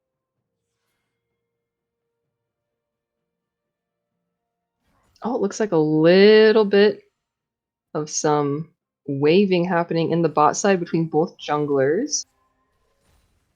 So it looks like Mortdog was able to full buy tier 2 boots on reset. Meanwhile, Jhin has a Moon Quiver. I'm actually wondering if Gale Force is still the pick for Jhin with the new items. I actually wonder if he would like IE? He should go Gale Force, yeah. Okay. Oh, Setnu, my boy, you have no mana, and that is an Ornn ultimate gonna smack you in the face, and you're gonna get hammered into the ground. Condolences, my friend, you will be missed. Another kill going over to I'm fairly convinced that every bit of damage that Ajuka took there was from the tower. Yeah. And it wasn't much. Vi in the bot lane looking to do some sneaky stuff. She's good. Yep. Oh, good charm. Small PP Weeb is just showcasing the Ari skills. We saw it in scouting grounds, so we definitely get to see it in the tournament. Someone clip that, please. She actually said the forbidden word. What forbidden word? Small PP Weeb? Okay, my jokes fall flat. Oh, No. Oh, speaking of falling flat, the play in the bot lane will not fall flat. Drubert not able to flash to safety, got CC'd to absolute smithereens, and will fall. That's a pretty good dragon tempo for Spark Unknown here. That's a lot of damage on one poor support. I am so sorry, Drubert. Charm him! Oh, the combo is coming out. Ulting over, but the Swain ultimate comes through, trying to save his life, giving time for Kiko to join in the 1v1 to help his mid laner. Jinx ultimate! Oh, it's gonna barely miss. I think they had wards in the river. That control ward scoped out the Jinx ulti, and he was able to back off to not get hit. Set new in the top lane having to flash. Very good flash there indeed. Yes. Whew. Yo, me too, Talia. Me too. We're just out here getting sick about what's happening here. I'm pretty sure Vi just having a conversation in the jungle. Just sitting there like, I'm not sure what's next. Yeah. But it looks like what is next for Spark Unknown is going to be this dragon. They do have Mort Dog is on reset. Small PP Weeb also on reset here. So that's a free dragon going over to Spark Unknown. The second of the game. So they are dragon stacking like crazy. Yeah, what's really important is even though In the Trees has about a 1,000 gold lead, the thing is that all of that money, in fact, I would say probably closer to 2K, is probably just all on Ajuka. If you could show that, I suspect that would be the case, which means that where Ajuka isn't, Spark pretty much has free reign. Yeah, so he's literally 2,000 gold up on the Cho'Gath at this point. So while overall the Spark Unknown are a little behind in money, as a team 4v4 they're actually stronger on the bot side of the map. Meanwhile in the mid we've got ourselves a good old-fashioned beatdown. Oh, a very good 2v2, but both members of In the Trees, the jungle and the mid lane, will fall in the jungle mid lane 2v2. TP coming out from Ajuka to save Kaidug's life. Is he going to go forward? He's going forward knowing that both Kizak and Kiko do not have ultimates, but he doesn't have enough damage to really punish. But he's able to save his jungle's life. What? Oh, but he's ulting! No, he's going forward. Yo, I'm pretty sure you auto him one more time and he just popped. One damage is nuts. Yeah, but it's not a DPS threat. It's all bursts. And meanwhile, Cho'Gath getting some needed funds back in his pocket up in the top lane while his oppressor is visiting the mid for a vacation. You know, Ajuka, extend your vacation a little bit, please. Like you've earned it. You've earned it. Just, get out of there. Having played against Logros' Morgana, I can tell you it is very frustrating. And because they opted into an Enchanter bot lane with Melio, there isn't much threat for Morgana moving up like that unless there's something with some damage, like, the Ahri that's coming from behind that's been spotted. Yeah, the control ward will spot. Logros is taking a bit of damage, popping the ultimate to try to slow, but it's not enough. Will fall to small PP Weave, the Q returning. Looks like Supro has to flash out. Is going to ult, but Zac is just too beefy. There's no way that any of those ult stacks are going to do much there. Kiko is hovering, maybe looking to try to defend against a dive, which is very possible, but Zac doesn't have passive, so maybe looking to reset instead. I think he's looking for a kill angle here. Oh, okay. Oh, minions, I think, spotted him.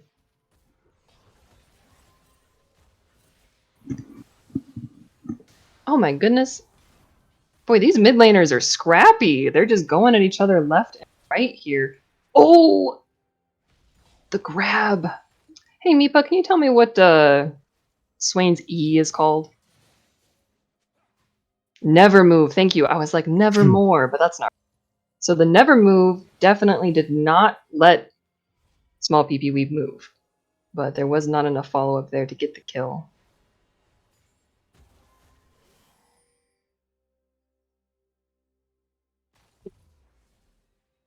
Oh, pardon me, I'm just reading the chat, the discussion about IE versus Gale Force, just the general Jhin build.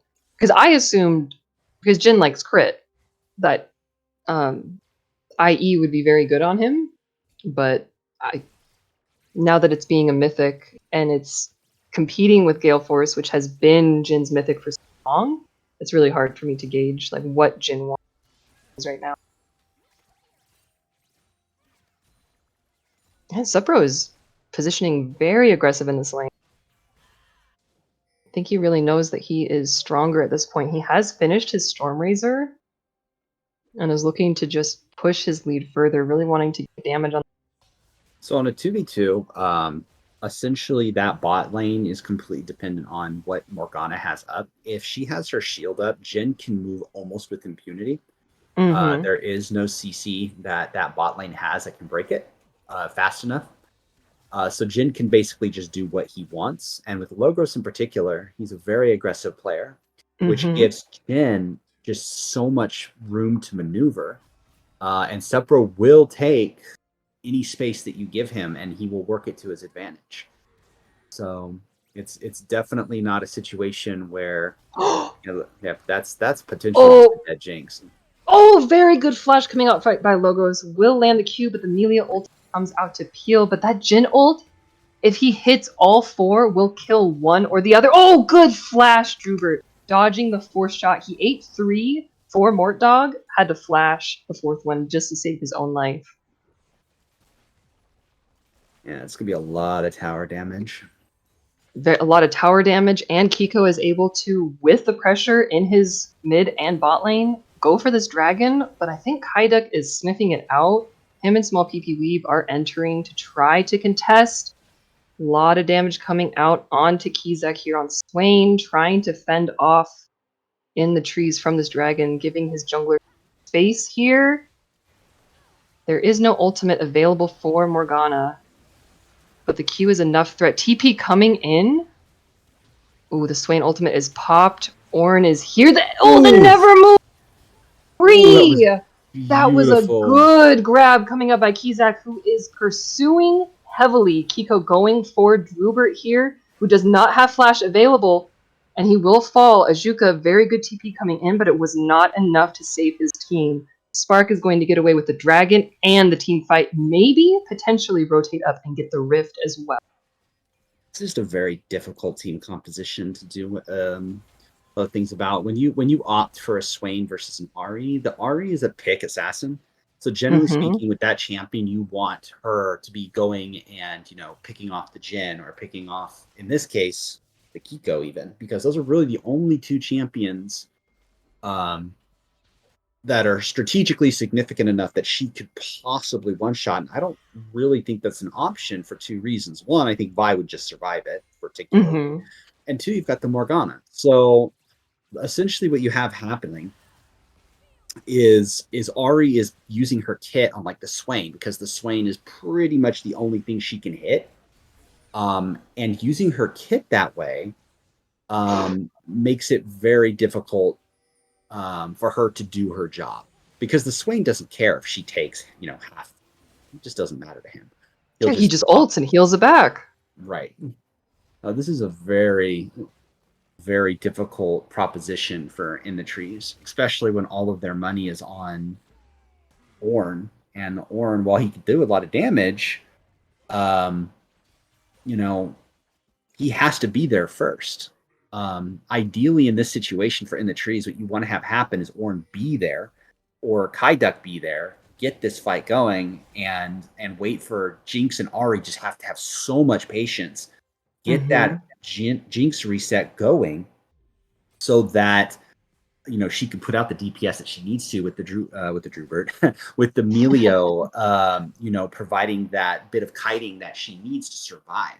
But that's a lot of things that have to go right, and it's really difficult, especially when the bot for the map is the part that's struggling. Yes, yes, I agree completely. Especially like you said with the Swain and the Morgana, Ornn or Zac engage, they just get CC'd, and Right. the Vi can just dive onto the back line, so there's really not a lot of follow up. So A lot it of this just depends on the Zac because the Ornn CC and engage is so telegraphed that all Spark has to do is back off, wait for that engage to expire, and then you're done. Um, but with the Zac, he can potentially get that hardcore engage that they need without Spark, being prepared for it. oh, like a sneaky play. Yes. Yeah, and it's just that this fight, International wants to play it, kiting backwards. They do not want to move Mm-hmm. forward. So it's going to be really interesting to see what happens. Like this Cho'Gath, he's running Jock Show. This is going to, with 2 tanks. This is going to take a long time to kill him. I don't know, Ornn damage is insanity. Like they're just melting him. Small PB Weave is unable. Oh, excuse me. Kiko is unable to save his There's the top Swain. laner, and the Swain is here. Just so much DPS. Is it enough though? He's going. The Never Move is not going to connect, but the Q Burst is going to take out Small PP Weave, and the rest of Int, the Ornn and the Zac have to just retreat to base. Meanwhile, we've got Dragon, and I do not see the timer. Oh, bother. I think if it's gray, it's like 2 minutes. I think, or a minute or something, and when it 50 turns seconds. yellow, oh, it's 50. Okay. And it's Cloud Soul, which is statistically the highest winning Cloud soul in the game. Excuse me. Oh, Cloud's the highest winning soul. Yep. Movement speed is Whew. king. Yeah, no joke. Actually, no joke. My experience with League, for the most part, is just yelling, "Why are they so fast?" as they run me down like an animal and kill me over and over. Yep. Mobility and CC are 2 very underrated things. Everyone likes. Sorry, I just saw Supra running at Drubert. I'm like, he has no fear. But Well, it they looks like just Spark popped. Unknown. Oh, go ahead. They just popped the Rift Herald in the mid lane, so they have that strategic pressure. But here we go. We've got this the engage. good fight. The engage coming up by Jinx Kaidak just is has actually survived. going to Oh get my the god, that last was a hit. beautiful flash. Yes, such a good flash. Able to DPS Kiko. He is getting his passive now. Able to run down the rest, but Kizak is able to blast Cone over. His ultimate hitting multiple. Supro is getting kill after kill. Is he able to chase down Ajuka and get the historical Jhin quadra-kill? Doesn't look like it. I think Ornn's a little bit too tanky, but they're going to turn back onto the dragon and their soul of the game. Meanwhile, mid lane, the Rift Herald actually detonated against the 2nd tier tower in the mid, so they got that as well from this play. And the person who gets the gold is who drops the rift, right? If there's nobody around? Correct. Okay. I'm learning. I'm slowly retaining all of these little informations. Well, it was looking really good for animation. The Jinx was able to get some space and get passive, but oh, that sneaky blast cone. Those blast cones are double agents. Sometimes they are the best thing to happen to you, and sometimes they are the worst to happen. So I'm hoping we can get another very good organized fight, either a 5v5 or a good 4v4, since we have 2 of the solo laners in bot lane for this Baron. We can get a slightly more organized fight. With surprise to no one, Swain is going the Leandry's build, which means he can very much handle an Ornn. He'll have too much health sustained with his ultimate to be killed. Drubert, no! Oh no, Drew. Oh, that's going to be so much damage. Very good ultimate. The little self-cleanse there. Flashes over the wall to escape. Yo, the Flamingos. Save the Flamingos.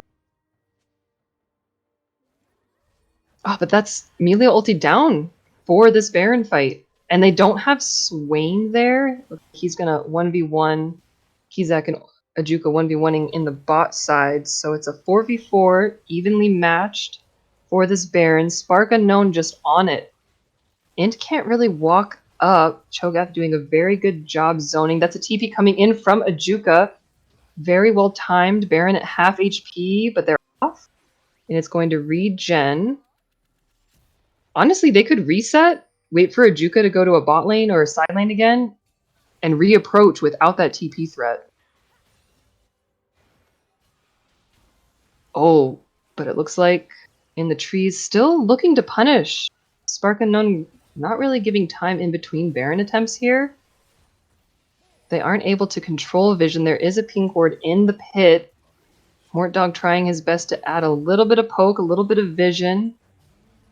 Going to you ult really through. just want to go in because they all have that debuff. Going in, very good flash by Supbro to evade, but he is so low and small PP Weeb is on the backline. It is. Down the 80 carry. Logros having to flash out. Meanwhile, Kizak doing his absolute best in a 2v2, now turned 2v3 by small PP Weeb. He is going to Zhonya's to evade a lot of damage. And he's slowing. He has Rylai's! Dari can't escape! That's a complete wipe for Spark Unknown, and they will still get the Baron that they were after the whole time. Yeah, compositionally, if Jinx dies, the fight's lost. Even though Ahri was able to get in the back line and kill the Morgana and the Jhin, Spark Unknown doesn't need Morgana or Jhin to win these team fights. The moment that Jinx is dead, the Swain literally out DPSs the rest of that team combined. As long as he can stay in contact with his ultimate and his skills. Mm-hmm. At this point, if the Jinx is behind, it's very difficult. The way that the in the trees pick band, Mm-hmm. the threats that they can present to Spark are it's simply Jinx. Ahri can kill that backline, but what's she gonna do against a Swain, against a Vi, against a Cho'Gath? It's very difficult against that beefy a team. Your win condition is basically to kill Jhin and Morgana, and then pray to God the rest of your team can keep Jinx alive. Yeah, and that's the hard part about playing Ahri. I know from personal experience, it's either you try to get to the back line or you try to peel for your ADC.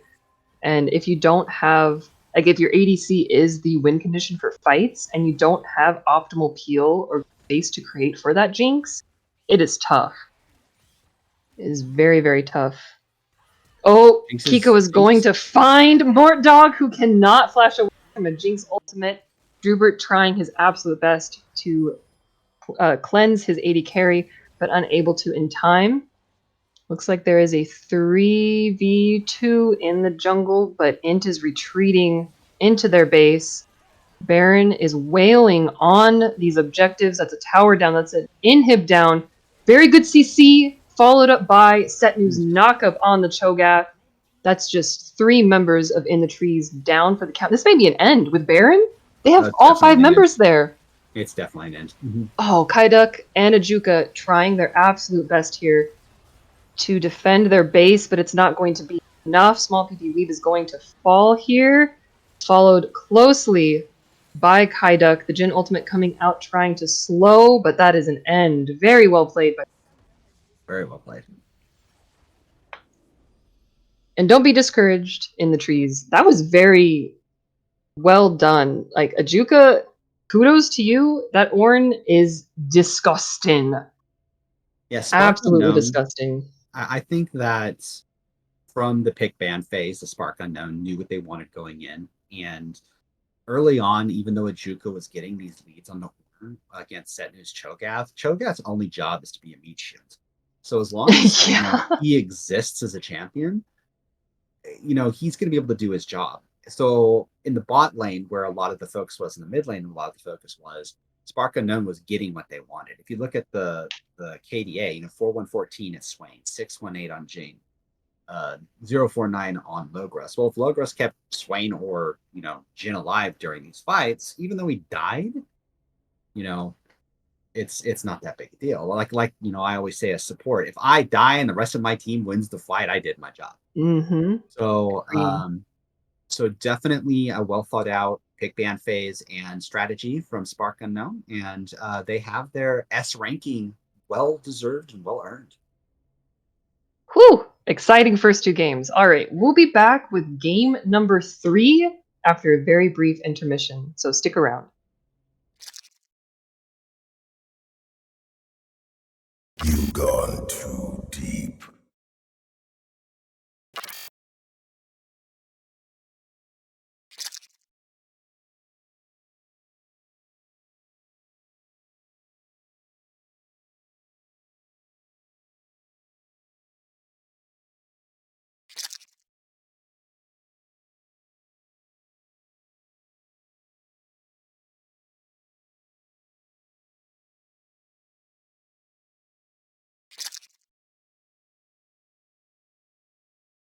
There's plenty of room for everyone at the bottom of the sea.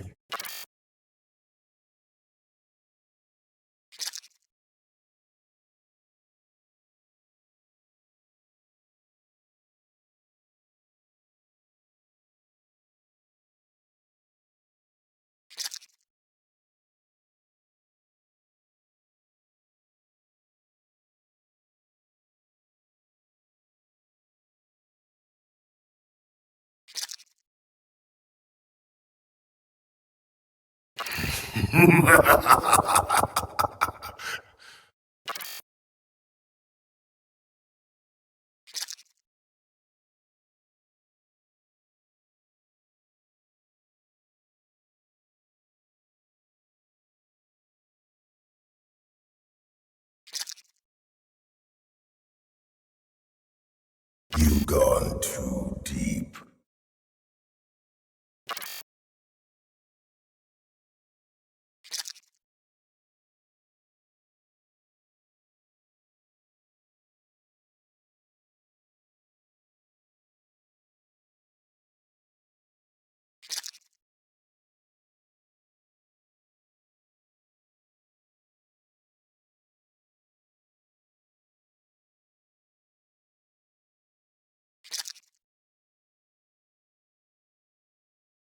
There's plenty of room for everyone at the bottom of the sea.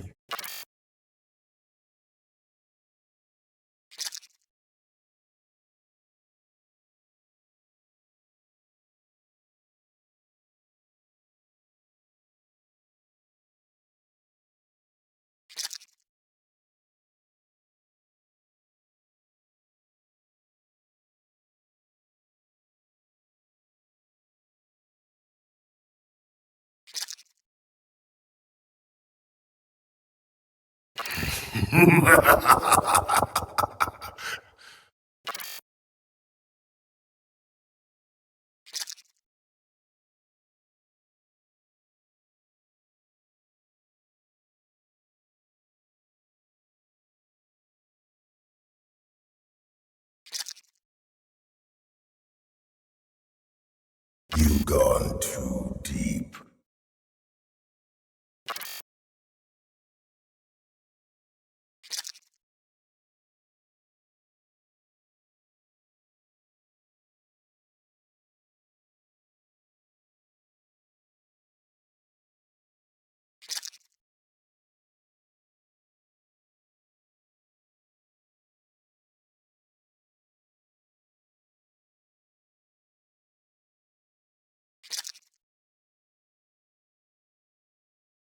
There's plenty of room for everyone at the bottom of the sea.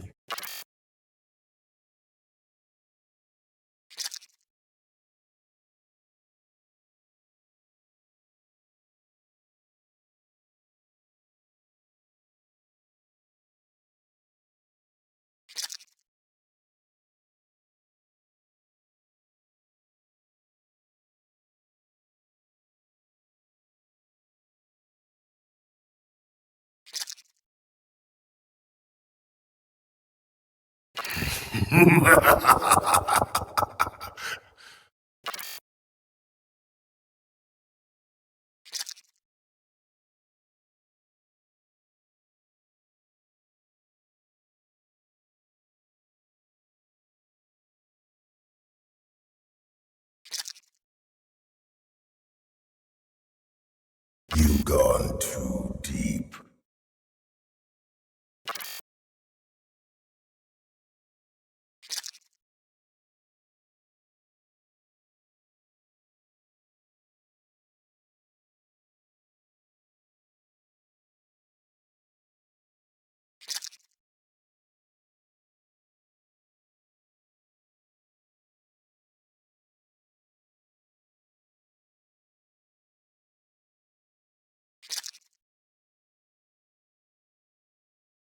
There's plenty of room for everyone at the bottom of the sea.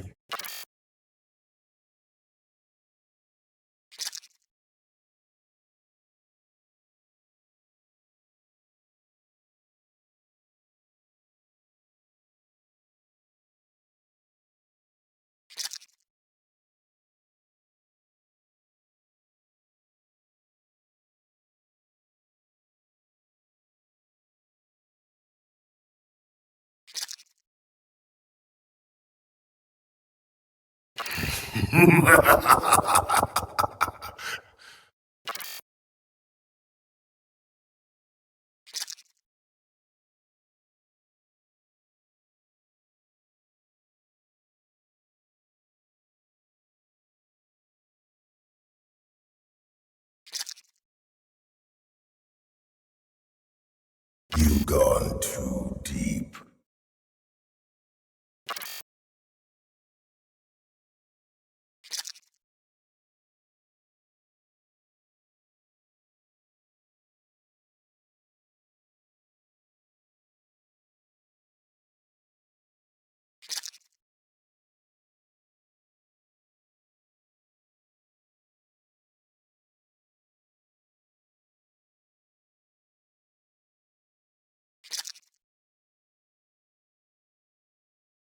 There's plenty of room for everyone at the bottom of the sea.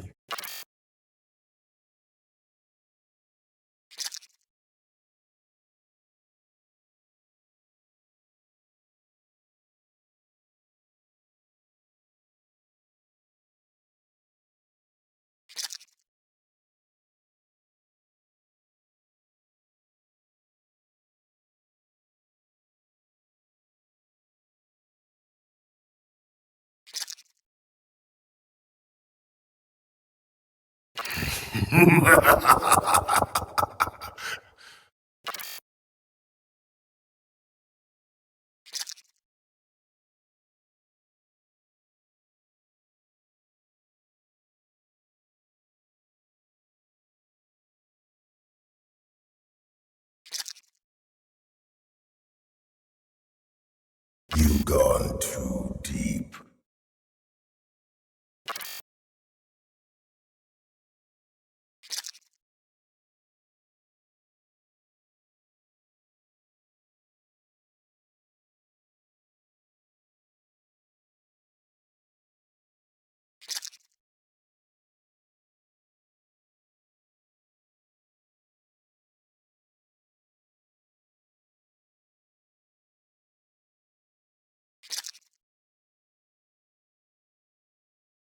There's plenty of room for everyone at the bottom of the sea.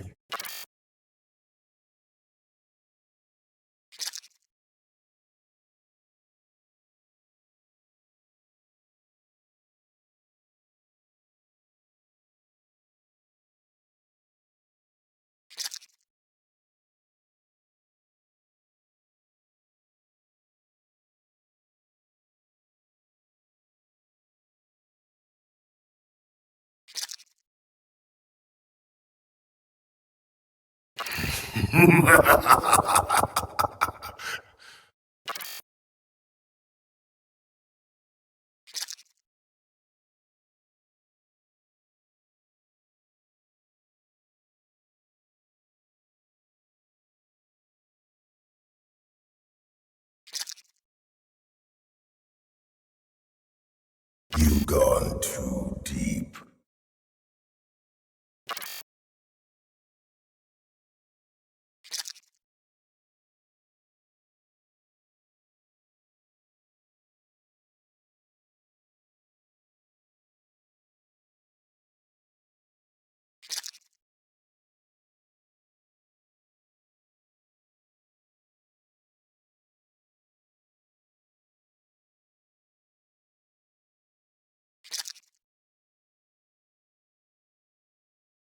There's plenty of room for everyone at the bottom of the sea.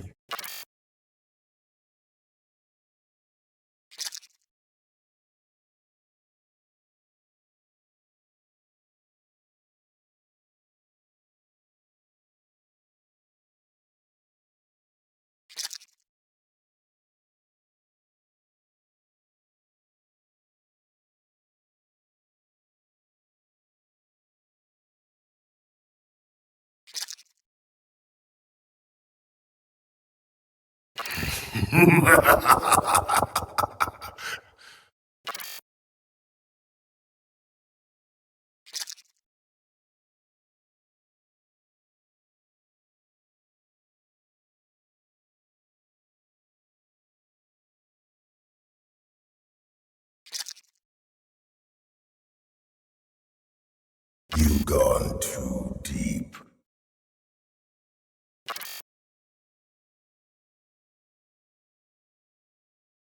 What's up, everybody? It's me, Rupert, back again here for Game 3. And I'm excited to say I've got Pyro back for an encore performance here, along with Setnu for his casting debut. What is up, gentlemen? Well, things are going pretty good in my end. Yeah, How about I'm you, excited to Sandy? be here. All right. Yeah, I'm excited to be here. Awesome. Excited to have you. Look at these logos on the screen. We've got our final match here, Legion of the Watchers. I really like that logo, versus Fiddle Eats Timo. Will be interesting to see what we have in store here. The first two games are pretty hype, so I expect nothing less from game number 3. Am I the only one? Am I the only one that's upset that we have yet to see a Fiddle or a Timo in regards to Fet? You know, I am kind of upset. Yeah, I'm a big believer that's actually my entire pick ban strategies is banning the champions and teams logos. So Fair enough. Fair enough. Yep. It seems to work out pretty well. Okay. We're in already. The Ari Hover and ban from Legion of Watchers, and we are underway with the bans. Ari against the Illuminous. Caitlyn, no surprise. Shockingly, for a champion that has a name after.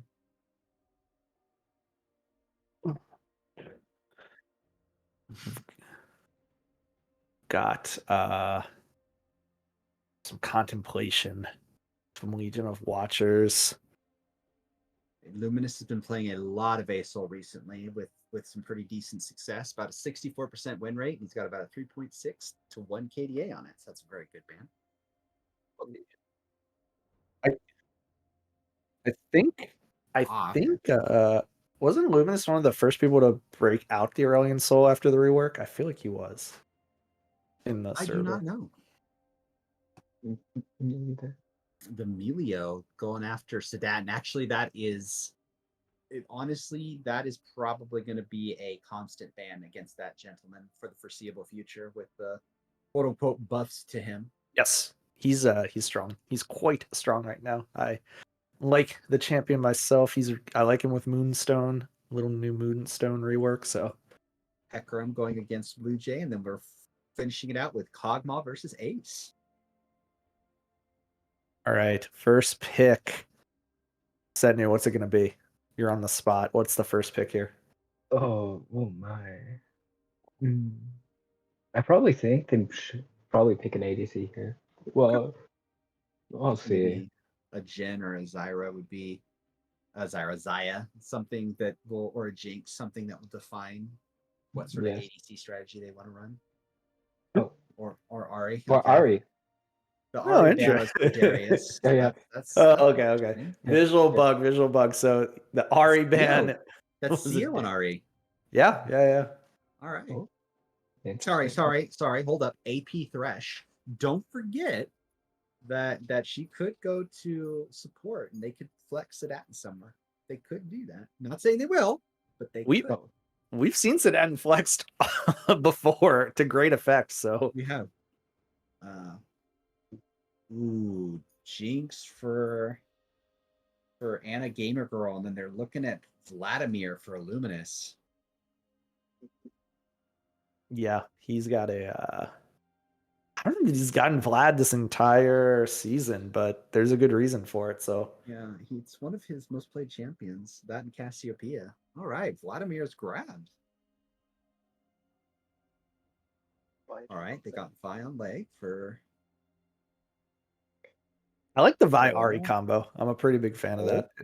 The Yeah, Zaya. Do they? I'm always like, I find it interesting Zaya third pick, because then it leaves it open to ban the Rakan if they have a Rakan player. Yeah. And Sadat that- does play Rakan. But the thing I find interesting about a Zaya early pick like that, when you have two really low CC champions, is Zaya really excels against teams that charge. Like, she wants people to come at her. Then, of course, Fett can pick Set into it, which I guess would kind of play into that. Yeah.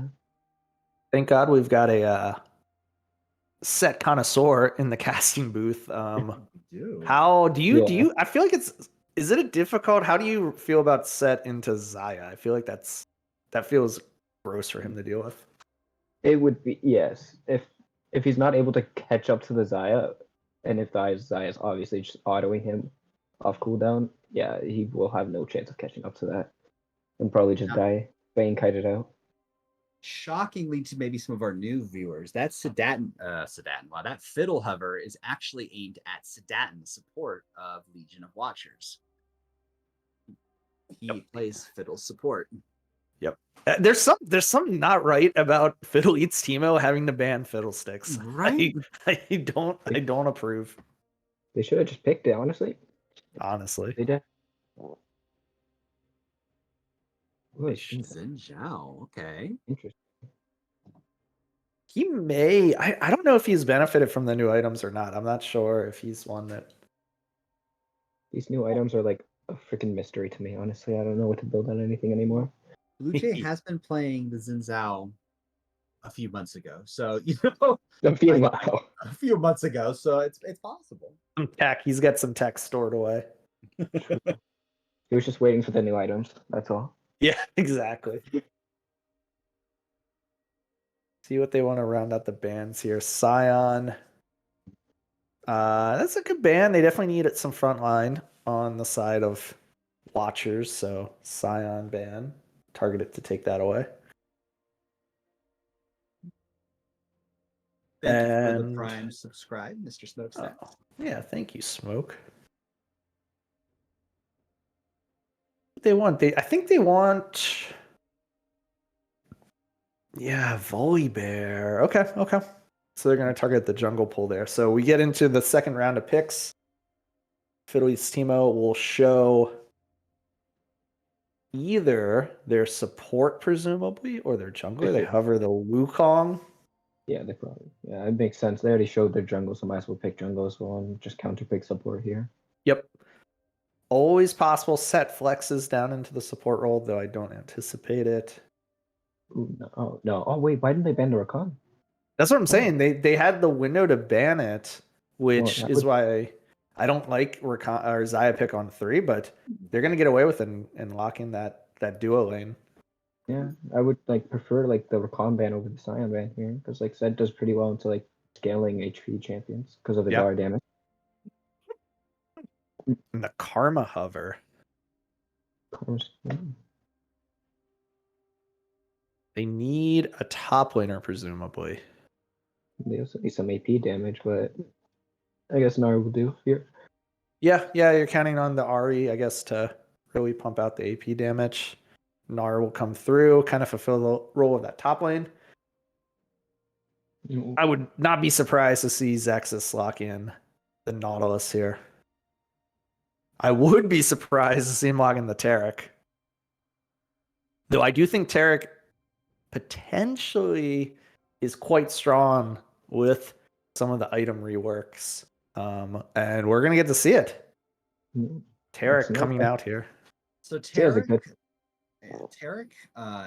we actually had this discussion, Drewbert and I, not too long ago, really benefits from the new item. I have to go look it up. Hold on a second. I think it's the Echoes of Helya. Helya, that's it. So for those of you that may or may not be familiar with Taric's kit, The way it works is when he does damage, it basically refreshes his cooldowns for doing healing. And the way that the Echoes of Helia works is that you damage you damage an enemy with a basic attack or ability, grants you that shard, which then gives you healing or shielding for allied champions. So, essentially speaking, that item just turns Taric into Taric 2.0, like doubling down, or Taric squared. Let's call him Taric squared. So, assuming that he builds Echoes of Helia, we're looking at a Taric squared on the side of Fiddle Eats Teemo. Very excited. Mistake. This has all been in theory. It's been in our mind's eye if that will work. And I feel like it will. I feel like it'll work really well with that item. Also, we're gonna have to track those Taric ultimates because they can do a lot of work into. Yeah, go ahead. Oh, sorry. Yeah, I think it's gonna be really good since like Vi and Ahri are just Yep. meant to dive and having it's the ultimate for Jinx save. Honestly, can stop the burst from coming in, and they can just go for another like counter. Yeah. On the team fights. Exactly what I was thinking. Get a little ward damage for Trouble. Sadden. He's gonna go back. He's gonna go back and heal. Wow.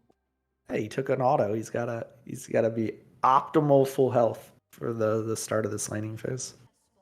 True. I will say that on the side of Legions, I'm a little bit concerned about the Ahri pick, mainly for the same reason as the last game. You pick that champion because you want to bully and dominate the lane. Mm-hmm. And you pick that into Luminous, who's playing Vladimir, which is a champion that is historically not the easiest thing in the world to gank because of his pool and the fact that he runs a double mobility summoner spell setup. So provided that Illuminous doesn't over-aggress when he doesn't know where Troll's at, he's gonna probably survive this laning phase. Unless the Ahri is just very up in his face and aggressive and punishes him for the range discrepancy. And if he does, when it comes to team fights, Vladimir is disgusting when it comes, level 16 in team fights. So it's going to be really interesting to see what happens. Yeah, no, that's a good point in the mid lane. So if we don't think the Ahri has a super favorable matchup there, what about top? Is that new? Do you give an edge either Gnar to set the Gnar? Is it favorite one way or the other? Yeah, I would. Well, Set's always obviously getting the early push we see here. It depends how good the Gnar is, if they're able to space well for the set. But I don't know if we'll see. If they're able to space well, I think Gnar would have a good chance. But as we see right now, the CS difference may not be showing the whole story. But I think Set will do pretty fine in this matchup. Theo is definitely harassing the Vladimir. It's good to see. Mm-hmm. We just see some early trades, nothing too crazy, but bot lane is both level 2. Could be. Oh, you're right. We might get our first taste of action. They might just be waving hello and backing off. It's hard to say if we'll get a full-on fight up in the top jungle there. But yeah, I think they're just saying that is very aggressive on the part of Fiddle Eats Teemo. Mm-hmm. See Sadden get out of the way of the Taric stun. Troll is in. The VIQ does land. Blue Jay trading back damage. We'll have to slowly cut back over the wall with the charm. And that is a kill. First blood going over to the Ahri. Smoke now may have bit off more than he can chew, but Troll will go down to Luminous on the Vlad. Can TKD get out on the Gnar? Smoke? Blinking health bar will go down. There are bodies everywhere, and all that remains are the mid laners. Top and jungle on both sides are dead. I kind of feel like that went Fett's way. I know that the first blood went over the leg, but you just got 2-0 onto both of the mid laners, and it's going to be interesting to see. I think actually go ahead, Drew. I don't even know. It is. I'm not even sure anything's gonna happen down here. To be completely honest with you, I was waiting to jump in, but I think they're just chilling. That was like the most aggressive farming we've ever seen. Oh, and we're in Sedan hits the knockup on Anna. Will have to retreat. The feathers on the floor, but Zexus does not have an easy way to get out, so he will burn Flash. Heading up the river. No one is rotating, so he should be safe to just retreat through his own jungle there. It was exciting. No additional kills, though. Oh, did we dive? This is the real question. Oh, that is the real question. No mana on Rakan. Yeah, that is. Oh, but it looks like they're having a fight up here top. Yeah, Ward is down, so they have full vision on the Gnar. He will jump out. It's annoying to gank Gnar. He can just hop away. At least when he's a little guy, he can hop away. Yeah, it may have gone. I mean, Fed has a slight gold lead. They got, first blood went over, but look at the CS leads that are opening for the solo lanes right now for Fett. They're going to be feeling pretty good about that.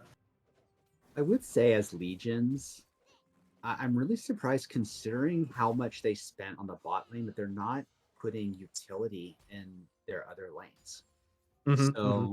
When you spend that much money on a carry, especially someone like Ace, who's legitimately considered probably one of the best ADCs right up there with Jimbo, you want to invest in that as your win condition. I would love to have seen like a Galio mid or something that's low economy and then high utility for the carry. And then you just invest fully into it, or even put a support mid, like I know it seems silly sometimes, but something like I don't know, Karma or a Seraphine or something like that, and basically just farm it out and not aim for that lane win condition and just put all of your eggs into that ace basket. We might get some action. Smoke has the level advantage and the health advantage, but he's going to start tanking towers. The ultimate will get him out of harm's way and net him a kill solo up in the top lane. And yeah, that was clean. Well done on the set. And he'll get free time on this tower until TKD Ninja can get back up there with TP. This is a classic troll maneuver here, taking the dragon solo. There's an objective on the map. I must go for it. Oh, do they know? Oh, wait, I think they know, but they know they can't contest it. Yeah, exactly. They know, and they know they can't get in. So first strike will go over to Legion of Watchers. Speaking of things that are classic, Sedan wandering deep into the enemy jungle by himself. Yeah, this is Sedan things. He's good. He's good. In this situation, I'd be calling for Tarek to roam up and try to get a collapse on that guy. Yeah. He has all of his mobility spells, but he could be trying to make them blow it. Oh, that was slick. That was nice. I like Rakan's is fun. He's fun to watch. When I play him, I can't get him to do like even 1/10 of that. So Rakan is such a Sedan champion because he's someone that likes to, basically fuck with the other team. Yeah. And Rakan allows him to do that. Yep. Get some more trading here in the mid lane. Ant's doing nice. She's been able to actually surpass in farm right now, just slightly. It's basically dead even. This is a full kit, and it is very hard to escape this kit. Adan lands the W on Zexus. He will find the 2-man stun, but it is not enough to save his life there. Kill will go over to Ace in the hole, and it's 3 apiece right now as we get some heavy trading up in the top lane. But I think, Nar's gonna lose half his health, but he'll be okay. So what's happening? What's happening in that top lane? I think Setnu. Actually, Setnu, why don't you go ahead and tell us what you saw there? Yeah. Well, being a set champion, his W just makes him like win trades for. Oh, we got it. Yeah, we got this is my fault for thinking that I could ever drink water while Sedan's in the game. Zexus now finds himself having to land the stun, trying to save his life. That is going to buy him a lot of time. He's able to tank. He gets a self-heal. The tower is his best friend at this point. Can he survive, though? That tower shot was heated up. Not enough to take down. But we get more action in the top lane. Smoke going for another tower dive. Actually jumps in. Will the shield save him? Yep, the shield does save him. He was just as. I saw that. Troll is dead. He was avenged. So the thing about this Gnar set lane is that the moment that Gnar has been spending his summoner skills to farm, throw it down onto minions and stuff, Smoke has been using that as his go button. If at the moment that Gnar threw like his Q or something, Smoke just runs at him with his full combo.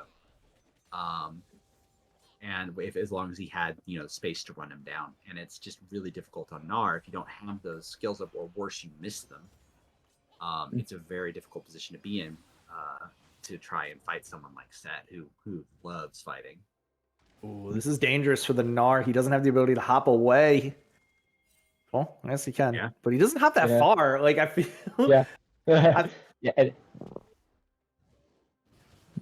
It's kind of like oh, this could be good actually for watchers. Smoke has no flash, but he does have W, so he might live here. Yeah, that W comes in so clutch, and here comes Blue Jay with the Cyclone. Will find the knockup, but his top laner's in danger. Back in the tower, Troll certainly will go down. Return kill going over. Tower with the assist. And we got action in the bot lane. Ace in the hole trying to defend. 2v1. Will do a lot of damage back. And just go back to farming. That was... Meanwhile, meanwhile. Vladimir has yet to leave his lane. This is Vladimir Thins. Exactly. Just farm up, get more gold, then one shot late to the game, Yeah. He's got that mythic already. 4 stacks on his Dark Seal. And what is that? Two plates? Yeah, 2 plates already. Only he's strong. Oh my god. Ooh, Sedan does come in. There's just no damage there. There's no threat on Illuminus. Yeah, he's chilling. He is chilling. That's going to be the biggest thing that I think Watchers has to figure out is the Set and his Vladimir have gotten accelerated pretty dramatically through the early game here, through laning. So they're going to just be a nightmare in a team fight. Pro tip, if you're going against a Set and he uses his W, do not stand in the middle of it. It hurts a lot more. I'm going to write that one down. Don't stand in W. Yes, it does. A true damage. Troll finds the engage. Sedan backs him up, but they met him off more than he could chew. The charm goes wide. And CO has to Spirit Rush out of there. Meanwhile, the Terror Call does soak a lot of damage, and everyone's going to be okay on the side of Fiddle Eats Teemo. Ace has the flash. Doesn't make it over the wall, but does make it to safety. I think this dragon is pretty safe for Fiddle Eats Teemo to take. We'll have to see if Legion of Watchers wants to re-engage.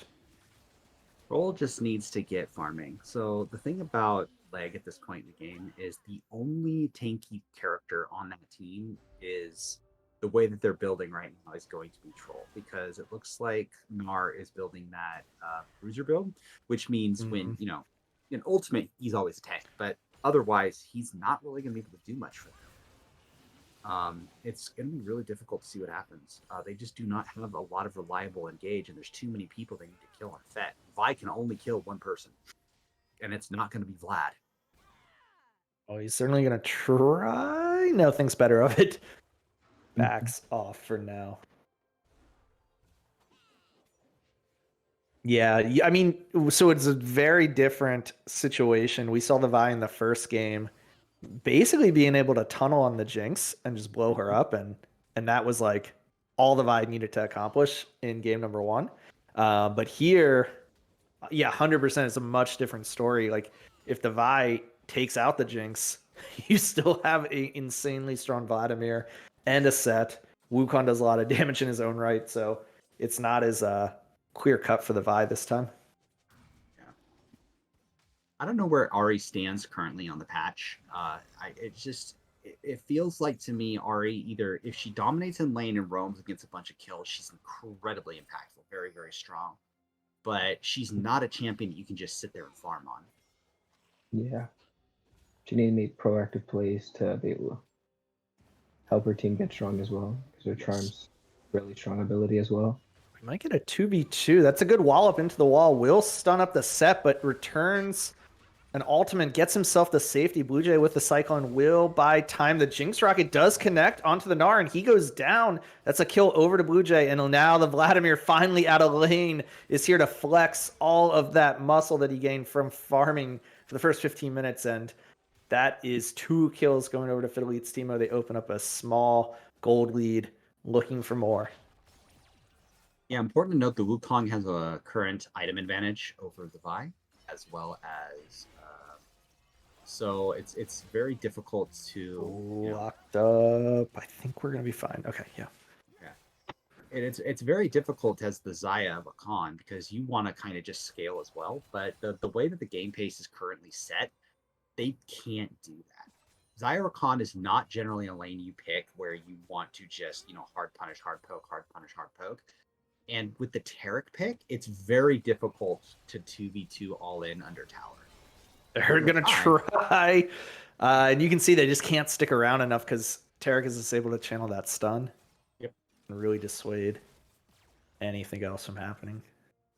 No, they're playing the lane exactly the way they need to, but I just don't know if the game's going to go long enough for them to scale the way they're going to need to deal with the set and the Wukong and the Vladimir.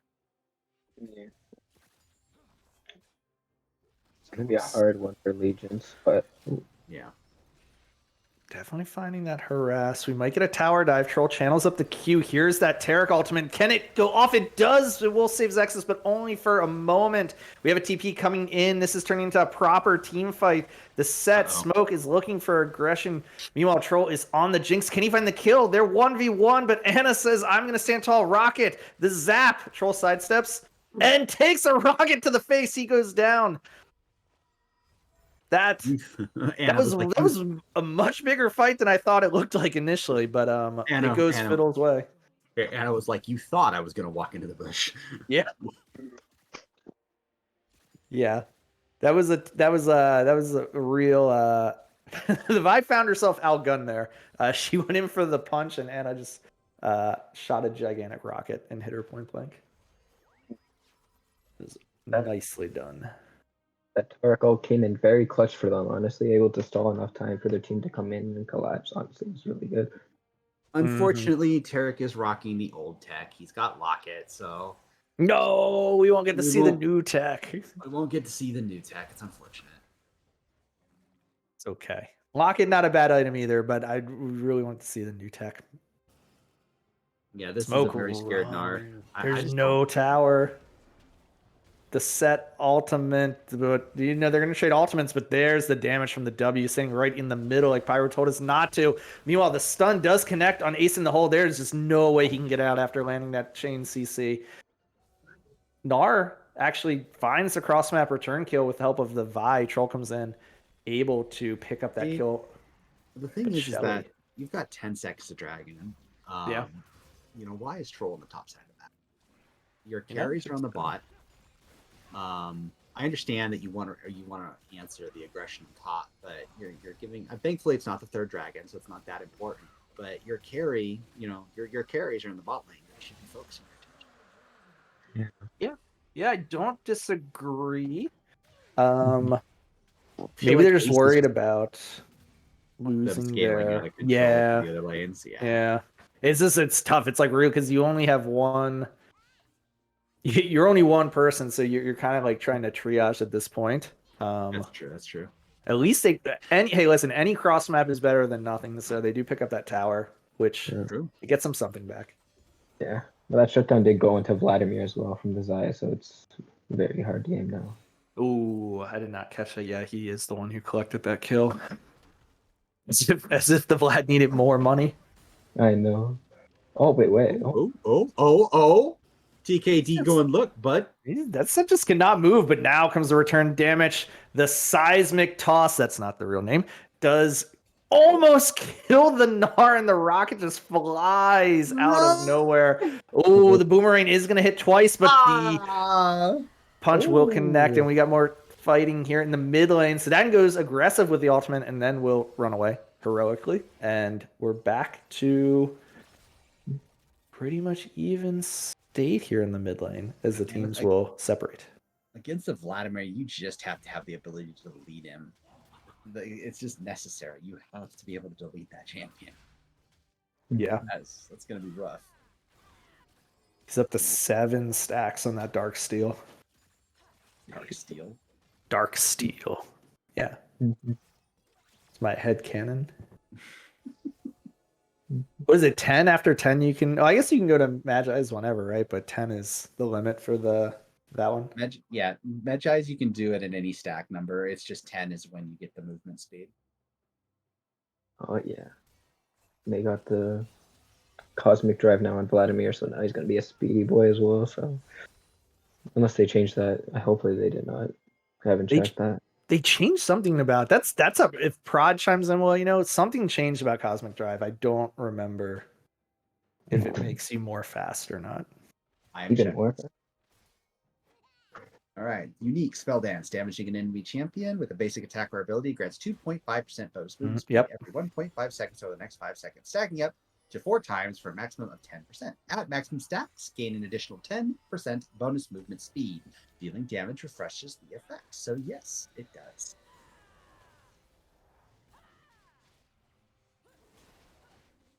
Oh, okay. It is this item looks like it was practically made for Vladimir. 100 ability power, 30 ability haste, 5% movement speed are the stats, and then that passive I just read off. Yep, that's a Vlad item. He's gonna make sense why he's locked that in as his second after the mythic.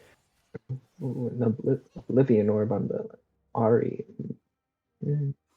Yeah, I think trying to deal with some of the healing coming through from the Vlad, but we'll see if it's enough to make the difference in the next team fight here. We might get something around Baron. We've got a lot of members up here in the top lane. If they see Troll in the bot lane, I expect them to pull the trigger on this Baron. They definitely will. Oh, and they should see him now, so they're they're gonna start it.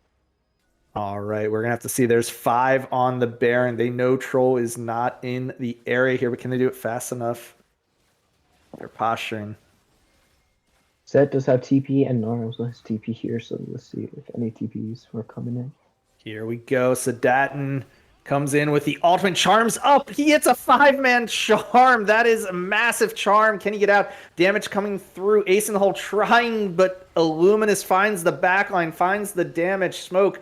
They're just running them over after what looked like a good engage from Sedatin.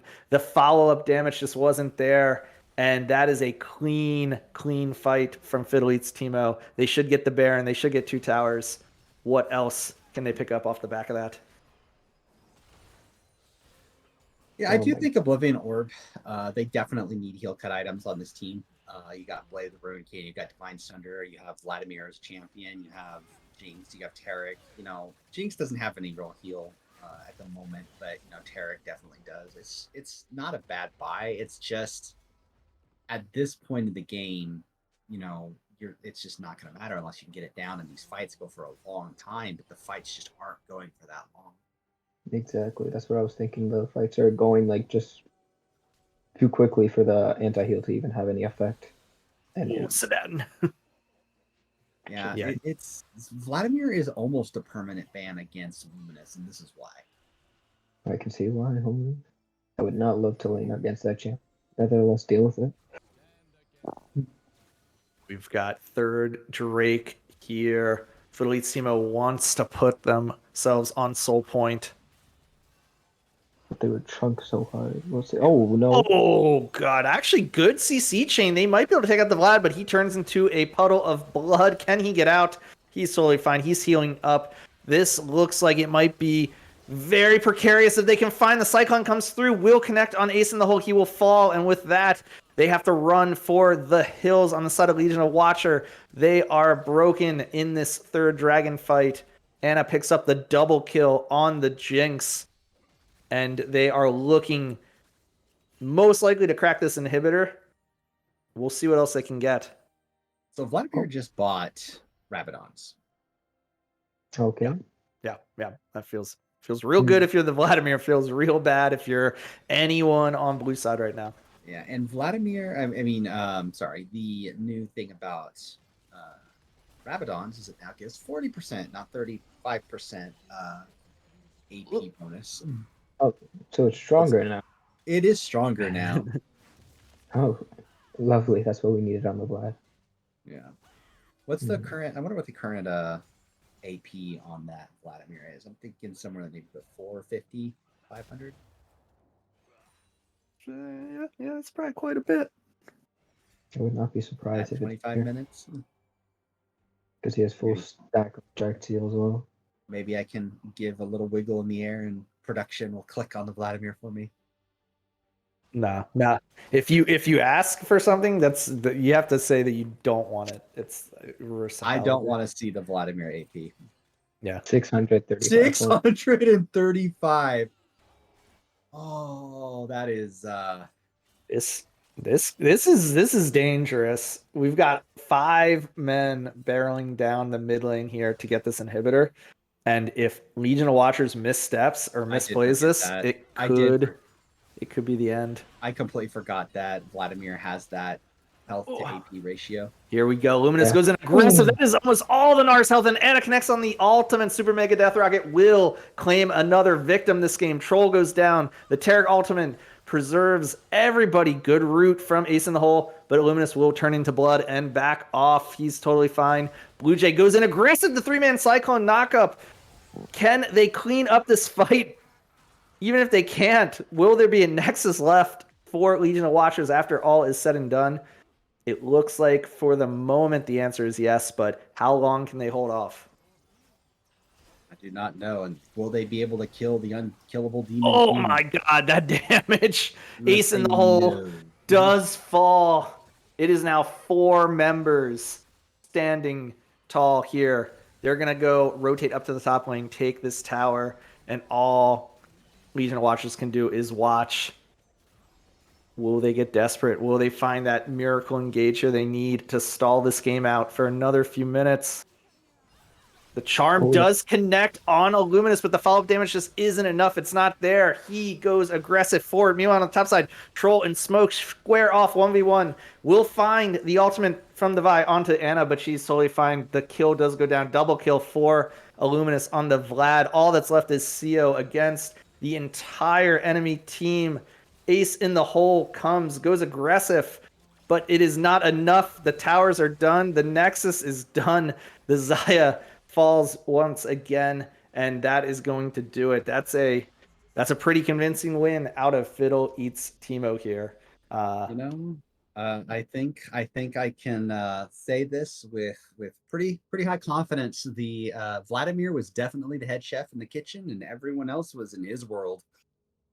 That was the cooking that was done is pretty painful. That's harsh.